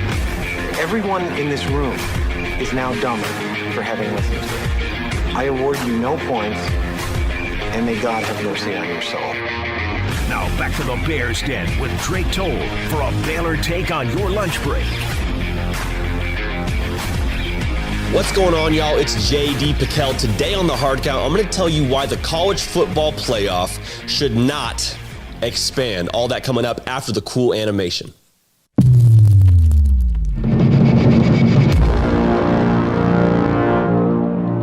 I'm going to start this video off by saying that I am not an idiot. I understand that college football playoff expansion is probably on the horizon, and the NCAA added some fire to that smoke when they announced in one of their recent meetings. Well, announced is kind of a strong word, but they noted in one of their recent meetings, they discussed 63 different scenarios for playoff expansion. Now, first, I don't even know that there are 63 reasonable scenarios to expand the playoff, but long story short, they talked about it. It's going to happen, and it's all about money, okay? It's about suits, it's about TV ratings, and it's not about the game. And that's why I think this is bad for college football. So I'll start off with saying this. The college football playoff is working, okay? Let's not pretend it's not working. I know that we're getting sick of the same teams winning. We're getting sick of seeing the same teams in the playoff. But to say it's not working is absolutely false, because you cannot tell me that Ohio State, Clemson, and Alabama haven't been the most deserving teams the majority of the time. Okay, so that's the way the system has worked itself out. Now, you're going to want to throw at me 2017 UCF, but they went 13-0. They won a national title. They beat Auburn. Grow up, please, because if you look at that schedule that UCF played, They went to battle with a couple American Athletic Conference teams. They beat South Florida by a score. I believe it was SMU by a score. They're not even touching Alabama, okay? They're not touching Clemson that year. Georgia, Oklahoma with Baker Mayfield, okay? They're not even getting close to any of these teams. So don't come at me with that argument. I like the story, but UCF is not going to be your national champion that year, okay? Also, fans are going to try and throw at you, hey, it's too top heavy. I want to see more parity. I want to see more of these teams mix it up. I want my team to have a chance. You want your team to have a chance? Recruit better. Play better. It's still 11 on 11, okay? We cannot punish these teams that are dominant. The whole sport is based around dominance, y'all. We can't be punishing Alabama because they're too good. We want to try and level the playing field so Coastal Carolina can have a shot at the dance? No. That's bad for college football because then you're forcing Alabama, Ohio State, Clemson, Oklahoma, these teams that typically make the playoff, you're forcing them to play an extra 2 games to get where they already would eventually be in a 4-game system. It makes no sense to me, okay? We're not punishing the dominant programs for being dominant. It's cyclical, y'all. Nick Saban's not coaching forever. Dabo Swinney's not coaching forever. There's going to be some new teams. Now, how long will that take? I don't know. Could be a while, but if you want to be better, if you want to be in the conversation, then put it up on tape, recruit, and pay your coaches more, okay? The Pac-12 wants to complain about not being in the dance more often. You're paying your coaches the lowest per average of any Power 5 conference. Put some money into it, put some money where your mouth is, and make it happen, okay? And finally, the conversation that this is somehow going to be more exciting for college football, I see that. I see why a 16-team playoff is exciting in December and January. But what makes college football great is the fact that every single game matters so much. That's why every game day has so much excitement around it. Because if your team loses one game, their postseason likely looks a little bit different.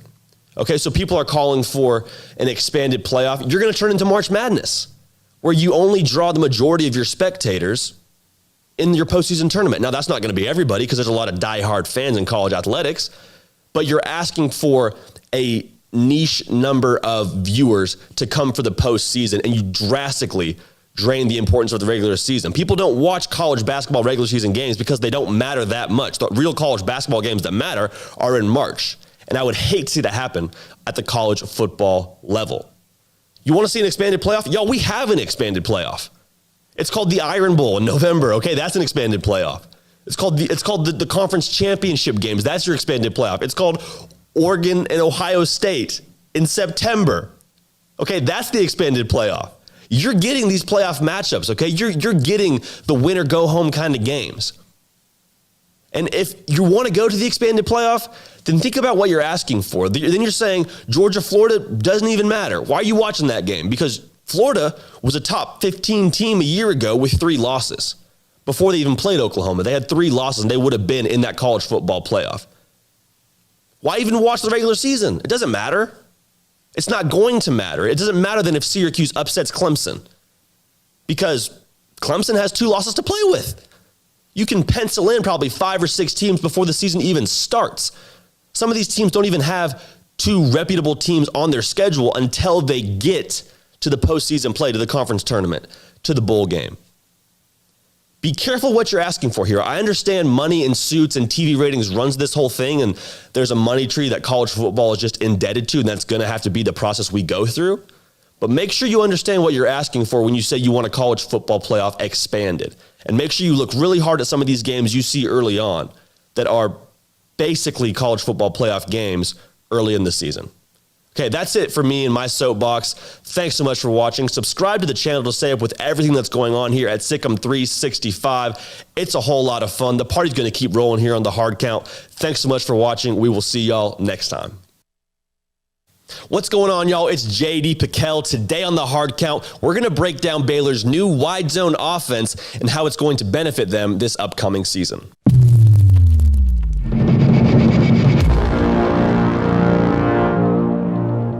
It is no secret that last season, Baylor's offense was abysmal. They had no identity. They were last in the conference in rushing with 90 yards a game, and they were 100th out of 130 teams in terms of scoring.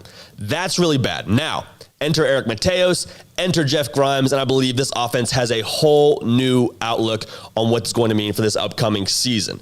The wide zone scheme is going to benefit Baylor in a lot of ways. Namely, it's going to be able to play to their strengths and hide their weaknesses, and also allow for their quarterback to make a lot quicker, more decisive, easier decisions as a whole, and just slow the game down for whoever's playing quarterback back there.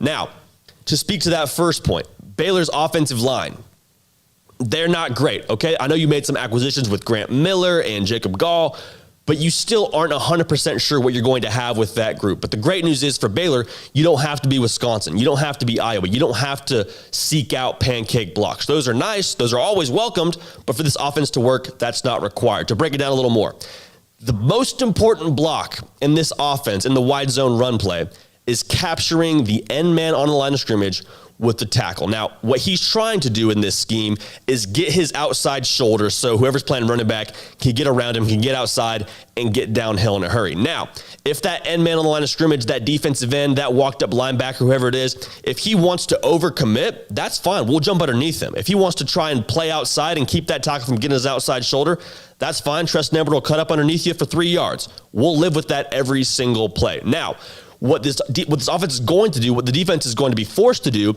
is run sideline to sideline, because after a while, you get tired of seeing your linebacker get blocked in by that tight end, by that slot receiver. You get tired of trying to get beat to the sideline. So what do you start doing as a defense? You start cheating. You start shifting a little more to that side, to that strength side. You start taking a step or two pre-snap to try and get a head start on the wide zone that you think is coming. And that's why we saw Jeff Grimes in the spring game use so many misdirections, use so much motion offense, because there are so many counters off of this offense. And that's why I think it's going to benefit the quarterback. One, there's a whole lot of counters.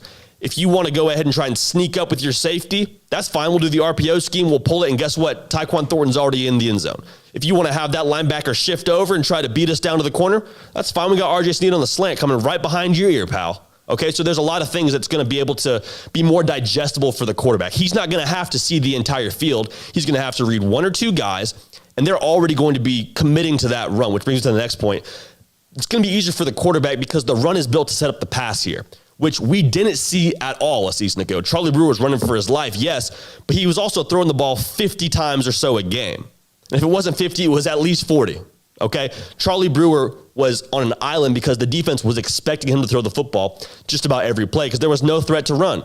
For the quarterback for this upcoming offense, he's going to have it kind of on a platter because the defense is going to be worried about that wide zone, okay? Everything is predicated off that wide zone. So when the defense creeps up, the reads become a whole lot clearer, okay? So it's not going to be drop back, huck it 40 times a game. The quarterback's going to have a lot more help around him. And I believe Zach Wilson in this offense a year ago for BYU really overachieved. You don't need Zach Wilson to make this offense be successful. Whoever's playing quarterback back there will have to make quick reads, decisive reads, and hand the ball off. So whoever you like back there, I don't think it's as crucial as a lot of people think.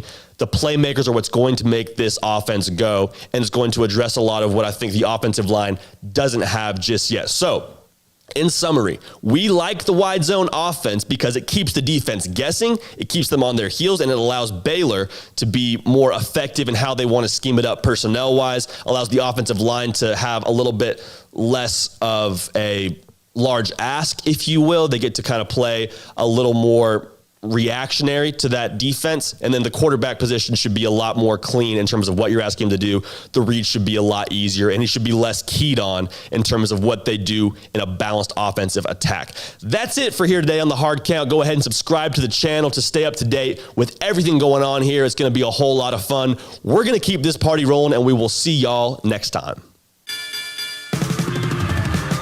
Mama, she's coming home. Oklahoma State women's basketball standout Jamie Asbury lit up the Big 12 Conference last season, and she plans to do the same again this year, but doing it in the green and gold instead. The 5'5" guard transfers to Nikki Collin and Baylor after averaging 17 points per game with a 42% clip from behind the arc and 4 assists. She was top 2 in the Big 12 in three-point percentage and three-pointers made, knocking down 78 on the year. She has 2 years of eligibility.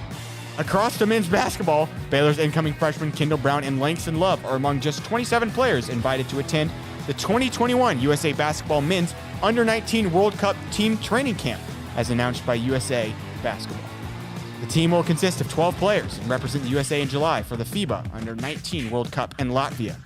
On the diamond, Baylor Baseball's Andy Thomas was named to Collegiate Baseball All-American third team on Thursday. Thomas finished 2021 hitting .337 with 11 home runs and 62 RBI, starting 51 games behind the plate. His RBI totals are the most for a Bear since 2012.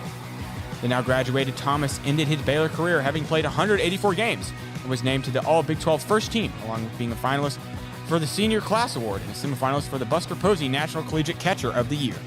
To the Gridiron, Bear commit Zach Pyron received an invite in the finals of the Elite 11 after excelling in his regional.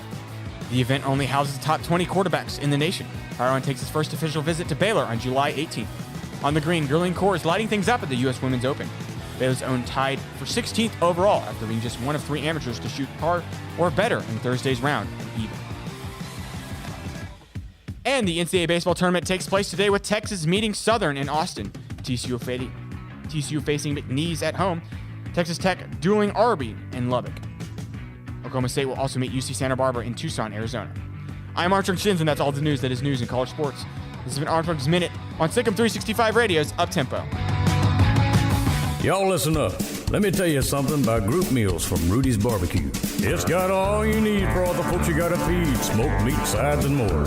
There's everything down to the tablecloth, just like the one that you see at the store. At a bridal shower, it's better than flowers. In a long distance meeting, it'll pass the hours. It'll feed all the cousins at a family function. It's better than potluck at a church luncheon. Next time you need to feed 10 or more, call and order a Rudy's group meal. Next in line.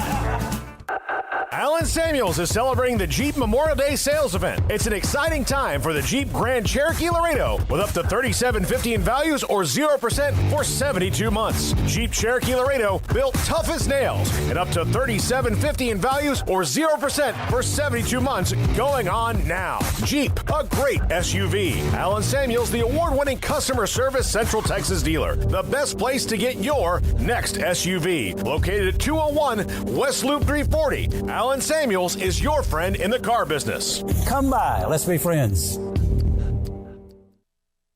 Boozers is the wedding ring store and more. If you're ready to get engaged or already married and want to upgrade your wife's ring for a special anniversary, Boozers is the place to go. With the largest selection of premier quality diamond engagement rings and wedding rings in Central Texas. They have 7 cases with over 300 styles of rings from top designers like Natalie Kay. Choose from yellow, white, or rose gold, plus beautiful top quality loose diamonds. With an in-house jewelry, they can also custom make anything you want. Bring in a picture or drawing and let Boozers create your one-of-a-kind pendant or ring. They can even use some of your old gold and diamond jewelry to create something new.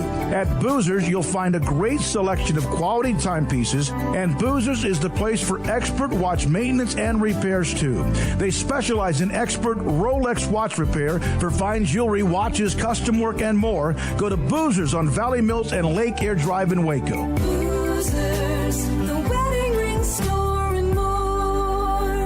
With so many companies and policies out there, it gets so confusing shopping for insurance, and I never know if I'm getting the policy that's right for me. Luckily, I met the team at the Niche Group Insurance Agency. With the Niche Group, you can go to one company and get access to coverage options from many insurance carriers, and you get to speak to a real person about your specific coverage needs. With the Niche Group, I know I'm getting the right coverage at the right price. If you need insurance, talk to the experts at the Niche Group at 1-800-258-8302. It's time to fire up the grill, heat up the oven, or get that deep fryer going to enjoy the top quality products at Waco Custom Marketplace. Order 30-pound sacks of live crawfish by 6 on Wednesday. Pick up on Friday afternoon after 2 or Saturday. Enjoy the weekend. 30-pound sacks of live crawfish available right now for $4.25 a pound. Find all the crawfish boil ingredients you need, including red beef potatoes, sausage, corn cobbettes, and Louisiana boil seasoning. Make your order for live crawfish by Wednesday at 6. Pick up on Friday Friday after 2 or all day Saturday and enjoy the weekend. Waco Custom Marketplace, your home for fresh baked kolache, cinnamon rolls every day. Butcher shop to cut your steaks the way you want. Fresh seafood, summer sausage, boudin, house-cured and smoked bacon, spices, seasonings, soup mixes, and more, and weekly gift boxes for any occasion. Waco Custom Marketplace, 425 Lake Air Drive in Waco, or WacoCustomMarketplace.com. How much you want to make a bet I can throw a football over the mountains? Welcome back to Up Tempo on SicEm365 Radio. Paul, give me some of your tots. I am the boy who cried, welcome back. No, freaking starved. I didn't get to eat anything today. Call us on the Impact Health Labs caller line at 254-339-1122. Brian, don't be jealous that I've been chatting on the line with Dave all day. Your place for a Baylor take on your lunch break. Here's Drake Toll. Welcome back into the Petty Clinic Low T Bears Den. Drake Toll alongside Andrew Robertson, Marquise Cooley, and Armstrong Sims today on the old Up-Tempo, starting off our top 5. Also, a theater student, I've never interacted in my life before with a theater student, not theater, film and digital media major student, until I've interacted with Armstrong Sims, who got a degree in, well, you were FDM, right? And having said that, Inglourious Bastards, without any prompting from anyone, just in watching the movie, Christoph Waltz, that is the greatest intro to a movie all time. Cars can be a close second, but Inglourious Bastards has the best intro to a movie that's ever existed. That's objective, though. Like, no one prompted me to say that. You allowed to say that word on air? Yeah, it's... Yeah? Yeah, it's not like... Yeah. Okay. I'm glad. Yeah. You're wrong. Because we have this decision. We've had this conversation. When? I mean, I don't think either of those are good answers, but I mean... What would be yours? Best movie intro, the best start to a movie of all time? It's clearly Cars. I think mine would be... Speed. I think mine would probably be The Big Short. What is it? Hey, you know what? Sound of Music's pretty good. Brekkie could be. Dude. Brekkie. The first 4 minutes of that movie. The Sound of Music is that movie my music teacher would show me, and the entire class would just groan. You want a shock? I do. The Von Tromps. The Sound of Music is my favorite movie of all time. Oh my God. And I absolutely believe it's the greatest movie ever made. It's not even good. Nope, it's not the Shawshank Redemption. It's not even average. It's not the Shawshank Redemption. It's like worse than average. It's your grandma's favorite movie. I can't believe it is your grandma's favorite movie. It is it's my favorite movie. It's on Golden Pond. It's unbelievable. It's not good. When's the last time you've seen it? No, it's been a while. Granted. Okay. So I guess my opinion might be a little voided here. But yeah, it is. I just when I saw it, I remember disliking it strongly. So I guess I don't know. Well, you know it. I think Cars is a better answer. Way better answer. Cars is up there. Brekkie could be good for me. It's Inglourious Bastards, and it's not close on best start. You're just going with what people say. I'm not. You are just going that has taken no prompting. That is. No, you're just going with what people say. The first 4 people minutes. Don't say it. Who says that? Everybody. He would know. Armstrong would know. It's also like 20 minutes. The intro is like 20 minutes long. Christoph Waltz, the acting's spectacular. It's not an intro then. It's just the first act. I cry. This guy is just pulling quotes he saw in a YouTube video. Mm-hmm. That's what all of this is. Welcome to Watch Mojo. This guy doesn't actually know what he's talking about. Yeah. I cry in the opener to Inglourious Bastards every time. It gives me chills. Christoph Waltz. I'm not saying it's bad. All I'm saying is I know way more about why it's good than you do. All you keep saying is Christoph Waltz is good. Spectacular acting. That's all you keep saying. And it hooks you in, man. You can't not watch the rest of the movie. That movie... Bro, Cars hooks you in. Sound of Music hooks you in. That movie has two of the best 3 scenes in history. Lion King hooks you in. Have you seen Inglourious Bastards? Hooks you in is not a good reason. Have you seen Inglourious Bastards the whole way through? Have not. Yes, of course. Okay, well, that scene, the bar scene, too, that's unbelievable. Tarantino's a genius. Say more about this, please, than just so good. So, the acting. Give me reasons. Armstrong, the acting. The acting. Bro, but Christoph Waltz, though. And by the way, in case you didn't know, I know the name of that actor. And that's why I'm saying this, just to prove that to you. Not actually because I believe this or know anything about what I'm talking about. Just to prove to you that I know about movies. Quentin Tarantino, by the way, genius. I know he directed that. You turn it on. You did? You can't turn it off. You didn't know that. You're just too sucked in. You can't turn the What? movie Yeah, I like that because I've seen it. So many movies fall under that category, though. What? Is it I like it because I've seen it? Can't turn it off. The Incredibles, can't turn it off. Opening scene, Shawshank Redemption's opening scene's pretty good. You literally can't turn I Incredibles physically, off. like, it came on the TV. I was like, wow, I don't have 2 hours to kill, but it's too Here I bad. go. Like, Here I I am. go. Oops, that's on me. That's how you get with Inglourious Bastards. What do I need to know, like the X's and O's of why it's great? Wait, JD. JD texted in. Shutter Island, best intro of all time. Shutter Island's pretty good. I didn't like Shutter Island that much. And JD said the troops said so. So Yeah, the troops. You gotta respect the troops. Gotta respect the troops. They're down right now. They're losing by a lot. The troops are down bad against Texas Tech. I don't have an X's and O's reason why, but it is the best movie intro because I loved it. Because the acting. I love it because I love it. And the acting's great. You know who the actor is that plays like the German guy in that scene? Can someone give me a grain of salt? Is it Christopher Waltz? It's Christopher Waltz. Christopher Waltz. All right. Top 5 today. Top 2. Number 2. Chris Budden. Roll it. Who's with Jared Butler coming this past weekend. Moon Urson to LSU. Baseball snubbed at the 65 spot out of 64. Softball moving into the College World Series season at Oklahoma City and the baseball tournament kicking off. Now joining the show to help us break it all down, I guess, is Chris Budden. Chris, thanks for joining us today. Hey, thanks. I know we're in like sports overload now because also you had the NBA finals. We're a big tennis family in my household to the French Open. And now like just trying to follow college football and the transfers that are starting to open up.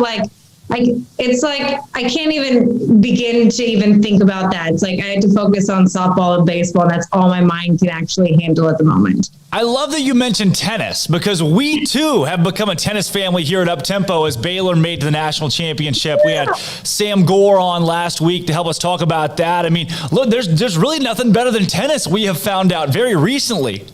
So college tennis is amazing. My husband was an All-American at Tennessee, and then he coached the women's Pepperdine team, which made it to the finals in the NCAA. It is like the setup of it, the way that they break down the courts and the scoring system. If you become a fan of tennis, watch college tennis because it's just exciting, nerve-wracking, and really a ton of fun. And you can yell a lot more in college tennis than you can pro. Like you can be yourself and have a fun sports time.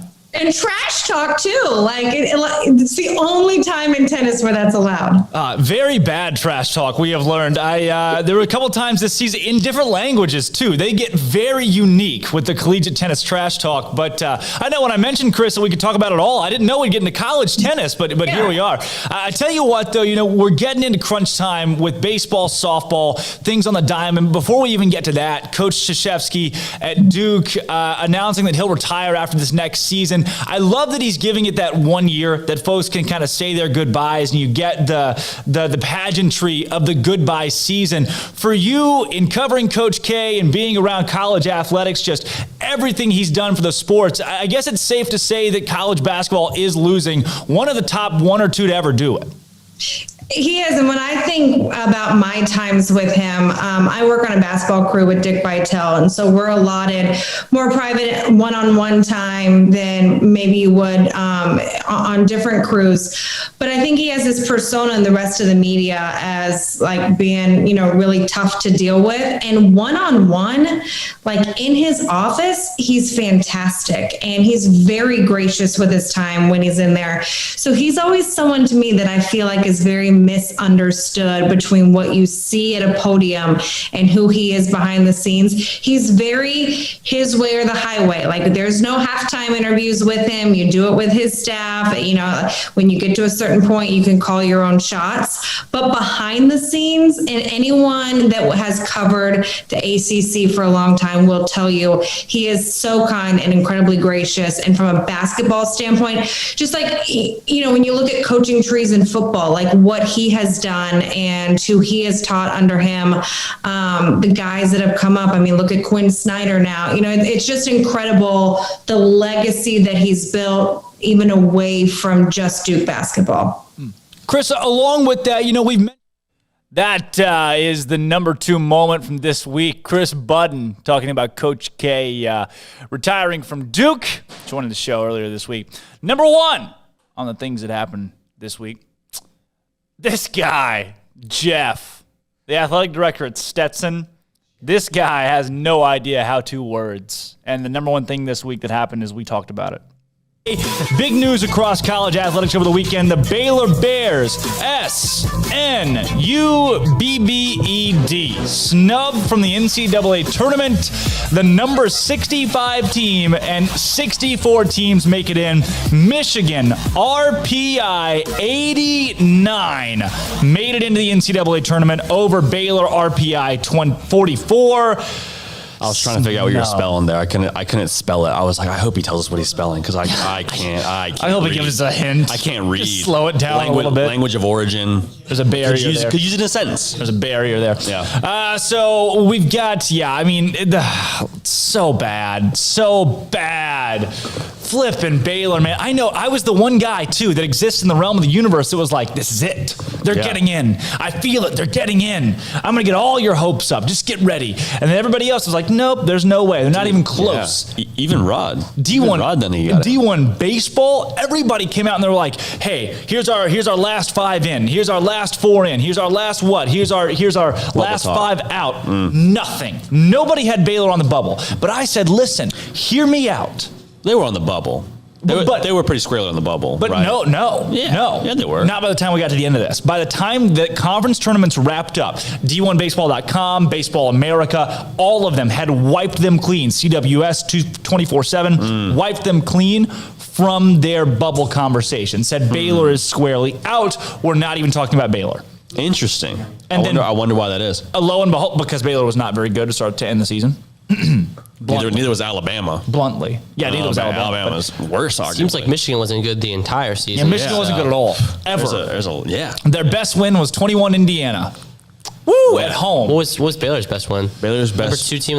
Texas Tech, right? Yeah. Or Texas. One of the. Yeah, and they played the top 3 teams in the top 8, right? Very weird. That's pretty intense. That's something you got to take a little closer look at. Can we start the narrative that the committee just hates Baylor? Because I think they do. That's the narrative right now. Mr. TV Dinner just doesn't like Baylor. Armstrong, will you play the Alabama clip again, please? The commissioner clip. I'm sorry, I know I kind of threw you on the spot right there. Chicago Gump. That was mean of me. With Alabama, it just really was. We wanted to make sure that they were their strength of schedule was very strong. And I think that was pretty much it. I mean, just Alabama's strength of schedule and a very strong conference made them a selection for us. Oh, my gosh. Jeff Altier, select. That was Jeff, the selection committee chairman. Somebody one day was like, hey, we got to hire a new selection committee chairman. Who should we get? I don't know, but Jeff's the athletic director at Stetson. He can probably help you out. He can't talk real good. He doesn't really talk to people much, but he'd do a fine job for you there. He'll get you down there. You can't put him on camera. He gets you set all right down there. He does a good job with papers and such, and he loves strength schedule. He's a big Michigan fan. He reminds me so much. Have you seen that YouTube video of the kid who's like, do you ever dream that you and then maybe you. Armstrong, we play it again. I just sent that video to our up-tempo bros. With Alabama, it just really was. We wanted to make sure that their strength of schedule was very strong, and. I think that was pretty much it. I mean, just Alabama's strength of schedule and a very strong conference made them a selection for it. That hair is 0% real. Hair is 0% real on his head right now. I love the fact that he does a 360 pan. He does a up. He looks up for inspiration, down in desperation, to his left and right for information. Like somebody. Wow, is that not the dome? Yeah, no. That was like good. My 6th grade teacher. Oh, really? Okay, I was like, I'm gonna steal that. I like that a lot, dude. Yeah, he's out to lunch. He said, Jeff, what do you think about Alabama making the tournament? I did not know you would ask me that question. Didn't think what was going to be about. Jeff, they're one of the last 4 teams in. What do you know about them? But good. Alabama, good. Other teams, bad. Like, what? The optics are so bad. You're the commissioner. How do you back up your statement with they had a great conference and then put 4 of 10 teams into the second best contract? 12. That's like literally, you stick this guy in front of the camera. It's like he didn't know. It's like 6 minutes before go time. Jeff, you're on. He's like, what is this? National television. I feel horrible right now. What's going on? That's not the real commissioner. I just put my hair on. They bred him. He's some kind of clone. In the back of ESPN, they were like, "This is go." Get him a suit. Get him some glasses. Get him some papers, and tell him strength of schedule. Get him on 1 and 5. Well, they're gonna know he's not the commissioner. Just tell him he's the athletic director at Stetson. No one's going to question it. Chicago Gump's gonna make a tweet. Chicago Gump. Put it out Chicago there. Gump. Like that was the question: hey, so why Alabama? And of course, the rest of us are like, oh, straight. They could do this and this and this, and then he's like, but the schedule He's never hard. coming on the show, is he? He's never going to come on the show. Never coming on this show. Have you ever had a dream that you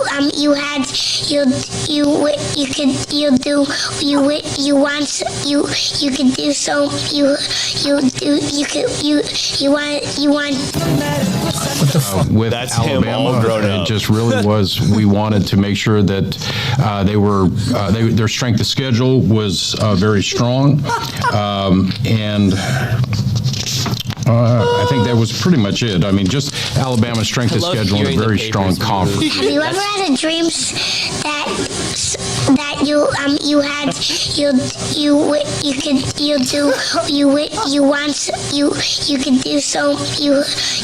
with Alabama, it just really was. We wanted to make sure that they were. Do you feel old yet? That's the same person. That's the same guy. He said, there's a point where he's like, paper flip. Teach it. There are no papers. Yeah, there are no papers in his hand. He's looking through it to see if he can find something. He goes into he stops for a second and then he goes into real panic mode when he starts flipping the papers. He's like, I need information. Give me something. It's just written Alabama. Hard schedule. That's just all it says hard on the schedule, very front. Conference hard. Tough. Conference tough. That's so bad. He went full fight or flight mode and just... He chose neither of them. And just was like, I'm actually just going to say that's it. That's it. We're done, right? Can I go home now? Can I go? Please don't ask me about UCSB. Imagine so UCSB made it in. He's like, we don't have USBs here. I don't even have a USB for you. They play baseball. Yeah, Jeff, what? Sorry, I'm telling you. They drafted him. They're like, listen, just tell him that he's the athletic director at Stetson. No one can corroborate that. Stetson doesn't exist. It's a hat brand. Stetson actually, I only know Stetson because they would play teams in our conference, but Stetson is probably not the brand you want to have behind. He was probably at those games. Put on there. Probably not. He can be impartial though, because does Stetson even have a baseball team? Probably not. See, I don't know. You go. I've never seen him play. Right. I've never seen him play. Jeez. T-Rex is on the caller line here. Hey, T-Rex, what's going on?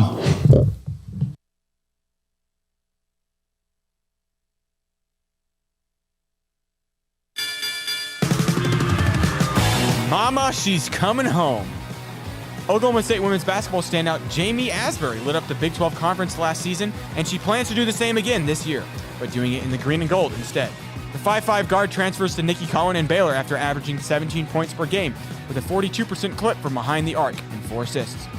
She was top 2 in the Big 12 in three-point percentage and three-pointers made, knocking down 78 on the year. She has 2 years of eligibility. Across the men's basketball, Baylor's incoming freshmen Kendall Brown and Langston Love are among just 27 players invited to attend the 2021 USA Basketball Men's Under-19 World Cup Team Training Camp, as announced by USA Basketball. The team will consist of 12 players and represent the USA in July for the FIBA Under-19 World Cup in Latvia. On the diamond, Baylor Baseball's Andy Thomas was named to Collegiate Baseball All-American third team on Thursday. Thomas finished 2021 hitting .337 with 11 home runs and 62 RBI, starting 51 games behind the plate. His RBI totals are the most for a Bear since 2012. The now graduated Thomas ended his Baylor career having played 184 games and was named to the All-Big 12 first team, along with being a finalist for the Senior Class Award and a semifinalist for the Buster Posey National Collegiate Catcher of the Year. To the Gridiron Bear commit, Zach Pyron received an invite in the finals of the Elite 11 after excelling in his regional. The event only houses the top 20 quarterbacks in the nation. Pyron takes his first official visit to Baylor on July 18th. On the green, Gurleen Core is lighting things up at the U.S. Women's Open. Baylor's own tied for 16th overall after being just one of 3 amateurs to shoot par or better in Thursday's round and even. And the NCAA baseball tournament takes place today with Texas meeting Southern in Austin. TCU facing McNeese at home. Texas Tech dueling Arby in Lubbock. Oklahoma State will also meet UC Santa Barbara in Tucson, Arizona. I'm Armstrong Shins, and that's all the news that is news in college sports. This has been Armstrong's Minute on SicEm365 Radio's Up-Tempo. Pay over qualified buyer with $4,000 down at 2.9%. TTNL Extra. See deal for details. Travel is back, and so are the savings of the Memorial Day Savings Event at Richard Carr. Save $5,900 on 2021 Buick Encore. Drive off in the affordable luxury of a Buick Encore for as little as $258 a month. Or vacation in the spacious comfort of a 3-row Buick Enclave and save $8,500. 100% credit approval is always our goal. It's the Memorial Day Savings Event going on now at Richard Carr. At Richard Carr, we give you more. At Ideal MRI, we feel blessed to be a part of the Waco community. We're a small family business right here in Central Texas, and our goal is to bring down the cost of healthcare while maintaining high quality. At times like this, the cost of healthcare has never been more important, and unfortunately, significant illnesses and injuries still occur. That's why Ideal MRI is open and here to serve you through the difficult time. We offer premium MRIs just like a hospital with state-of-the-art technology and specialists, but you'll pay less.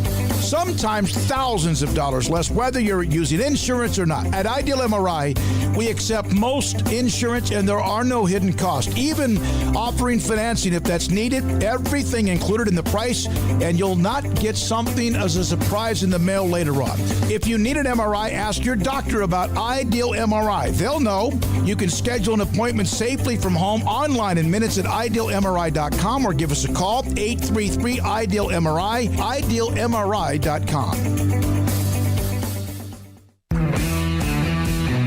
At Marco's Pizza, get craveable pizza made the Italian way with dough made from scratch, an original sauce recipe, 3 fresh signature cheeses, and premium toppings you love, served hot and safe. Right now, you can get unlimited medium one-topping pizzas for just $6.99 each. Why stop at just one? Order with your app or at marcos.com for curbside, carryout, or delivery today. Marco's, pizza lovers get it.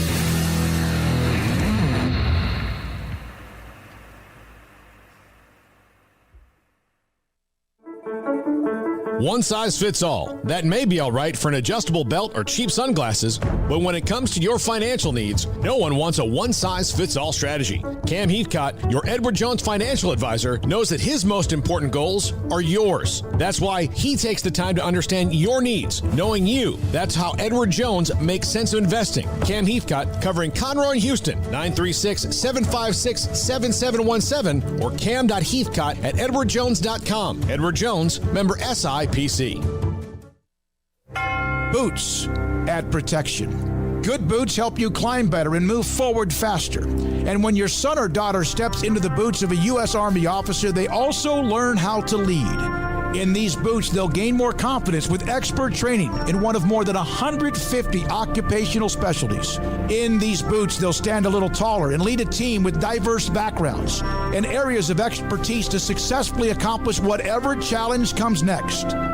In these boots, they'll earn respect with valuable experience from day one that will give them solid footing for success into the future. Highly qualified candidates who earn a spot on our team can receive comprehensive health care coverage, college tuition assistance, and a bonus of up to $40,000. See all the things your son or daughter can achieve in our boots at GoArmy.com. U.S. Army Waco Recruiting Company, 254-598-8131 or 254-776-1543.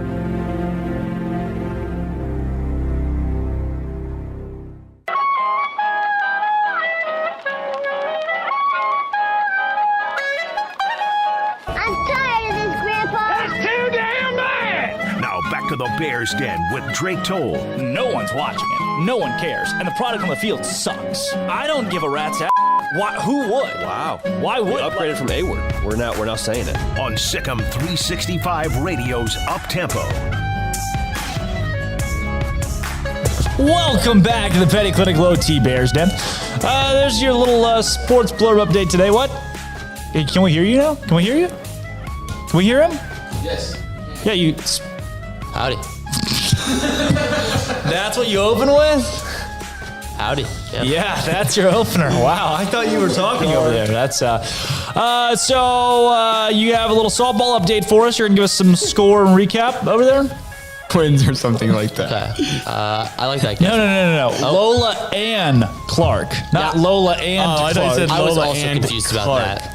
Yeah. Ah, I got it. Okay, now I'm going to say 60. 67. Okay. Marquise, just shout something out loud as you can. 54. Oh, she's 18. Jill Biden. Oh. Jill Biden, wife of the President Joe Biden. In case you were wondering. 70. No way. Really? Yeah, Joe Biden's 70. Pretty sure Joe Biden's like 84. That's what I was going to say. I thought Joe Biden was way older than that. Maybe he's 78. Maybe Joe Biden's only 78. I thought he was in his 8-year 80s. difference, though. Think about that. I don't know. When she was 10, he was 18. Don't be doing this. When she was 6, he was 78. 14. He's 17. Rafael Nadal's birthday is today. Oh, the GOAT. Rafael Nadal. I think it's like 38. That's a good guess. I think he might be 40 now. I think 41. Okay. Armstrong? Rafael? When he was 20, she was 12. Oh my god. Yes! I'm gonna say 38. Not the same as Marquise. 35. Wow. Anderson Cooper's birthday today. How old's Anderson Cooper? Cooper?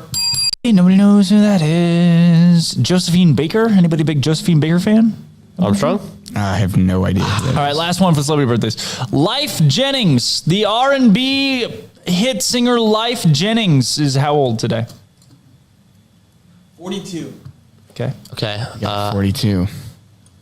39. I got 60. 43. Wow. And Jalen Suggs, actually. I forgot Jalen Suggs' birthday is today. Who? Jalen. I'm not going to say. Jalen Suggs' birthday today. 20. Yeah, nice. He is 20. I'm older than Jalen Suggs. Thani bin Hamad. That's scary. Religious leader. He's scary. Thani bin Hamad.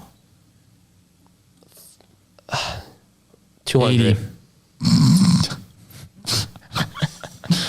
We have 80, 200, and... 87. Oh, 41. Happy birthday, Thani bin Hamad. Congratulations. Yeah, this is a big day for this guy. Oh, he lost a lot of age. Does it ever concern you that we are both younger, or no, older than like Jalen Suggs, who's about to make like a gajillion dollars in the NBA? First baseball uniforms worn when the New York Knickerbockers wear a uniform of home. First published. Yes. The ball. Oh, no. Rats. Later, guys. Fiddlesticks.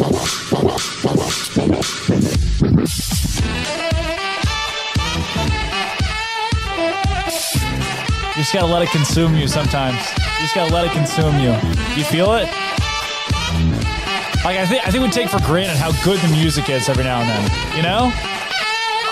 That right there, that when the rest of it drops, nuts good. Yeah. Drake Toll, Andrew Robertson, Marquise Cooley, Jack McKenzie. Give the folks at home a little wave there, Jack. Armstrong Sims. Come back tomorrow at 11 o'clock. Our 100th show is on Monday. Tomorrow makes 98. This is Up Tempo.